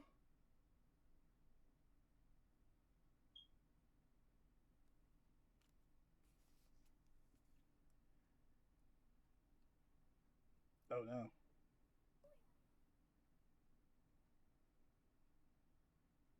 Oh no. Sapperling Migration. If you pay the kicker cost, you can make 4 tokens instead of 2. Ooh. Oh no. There was synergy within these that was like drop tokens, make +1/+1 counters, kill. There might have been something like that, yeah. And it was just kill. Oh no, it was like make +1/+1 counters, gain life, add life to counters, kill.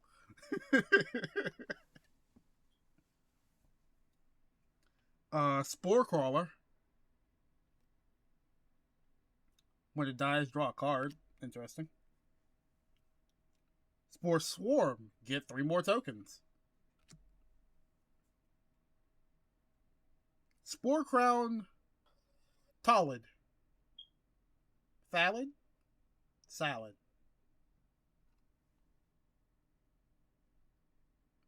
Each other creature you control that's a fungus or sapperling gets a +1. Oh, there it is. There's the extra +1/+1s. There's the +1/+1s. There it comes. Oh no! Wait, because the tokens are also sapperlings. Green white with the counters. Every time you get a counter, you get life. Every time you get life, you get counters.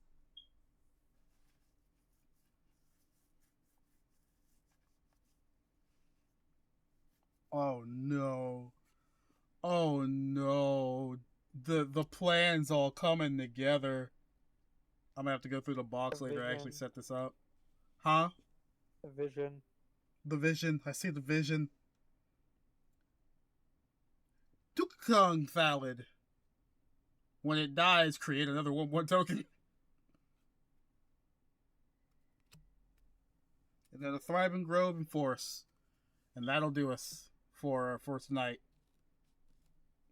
You know what? Still a pretty good setup. We still haven't gotten the Rev though. So we'll have to wait till next time to see if we can't find the Rev. Yeah, unfortunate. Unless you want to open one more, because I kind of need 5 more minutes. Yeah. Okay, I guess do one more if we need 5 more minutes. Fuck it.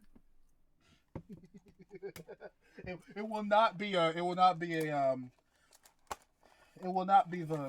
swamp I need. Do you even know what the title is that I need for Rev? Near duels. Near duels. Near duels.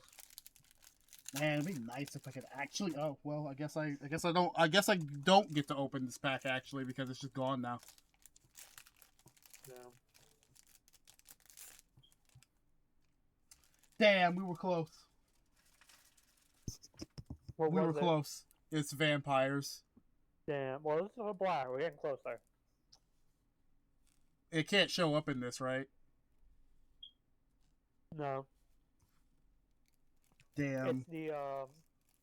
It's the boss card of the near duels. Wait, but there is another one. I wonder if this one is the other one. Wait. Don't spoil me.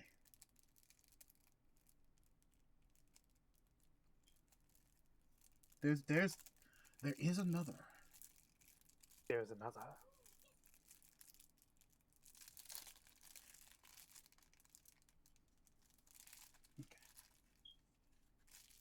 All right. Okay. Vampires. Tuck that token underneath. Vampires. We have Rodolph Dustbringer.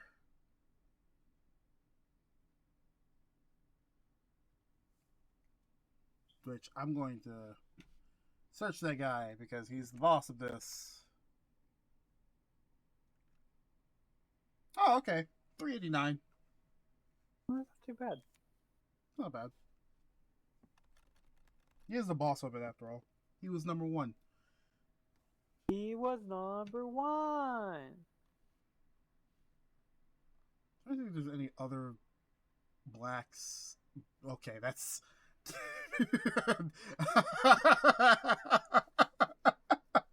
I should think about how I say that. Ayo.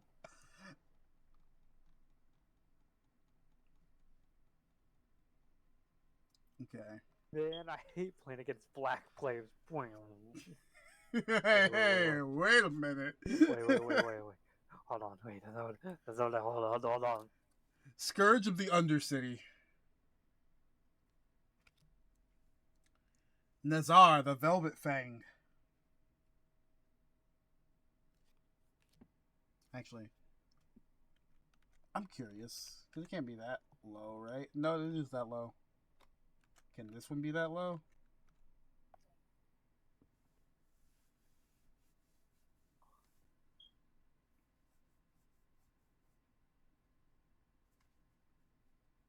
Okay, yeah, it is that low. That took a while.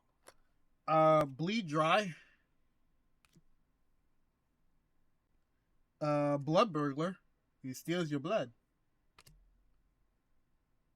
Blood Fountain. An artifact. I've come to steal your blood. Epicure of Blood.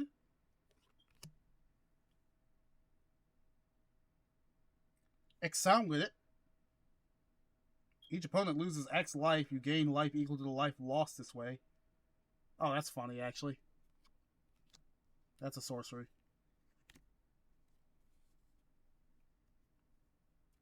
Gluttonous Guest. Gluttonous Guest. Moments of Craving. Moments of Craving. You gain 2 life and target creature gets a -2/-2. Huh. Vampire Nighthawk. Ooh, lifelink and death touch and flying. Yep. And Vampire of the Dire Moon. It's like the regular moon, but dire. It's a 1/1 with death touch lifelink. And then a Thriving Moor and Swamps. Alright. Now we're done. Now we're done. Unless you want to open one more. No, we gotta stop at some point. No. We're done here. I hate to end in the middle of a break, but we are done here. So, thanks for watching. Take care. Have a fantastic night. We had some really good cards today. I'm gonna be able to make a nice little like picture later and post it later. Yeah. We had a good amount of cards. I never made it for the last time, so like I need to get those cards ready too. But like we got the 2 promotionals, which I'm not taking out of their shrink wrap, and then all of these other Yu-Gi-Oh and now these 3 Magic cards because each of these had like something. Yeah. Per diem is 69 cents. It is deemed worthy of a sleeve. So with that being said, take care. Have a fantastic night. I'll see you guys tomorrow night. I get to now see what these clips were, and if I have to go back and do any clips of my own, which I can only think of one moment. And remember, never run Cucumber Horse. you to the very end until you lose to Cucumber Horse, huh? To the day I die, I will do the opposite of whatever the opposite of standing is. I'll do the opposite of that for Cucumber Horse. Now, I did not know that card existed and was that bad, but now I do. So, would you rather lose to Cucumber Horse or Arcana? Arcana. At least they have a thing to like fucking be slightly better, you know? If you say so. Well, with that being said, have a fantastic night. Take care.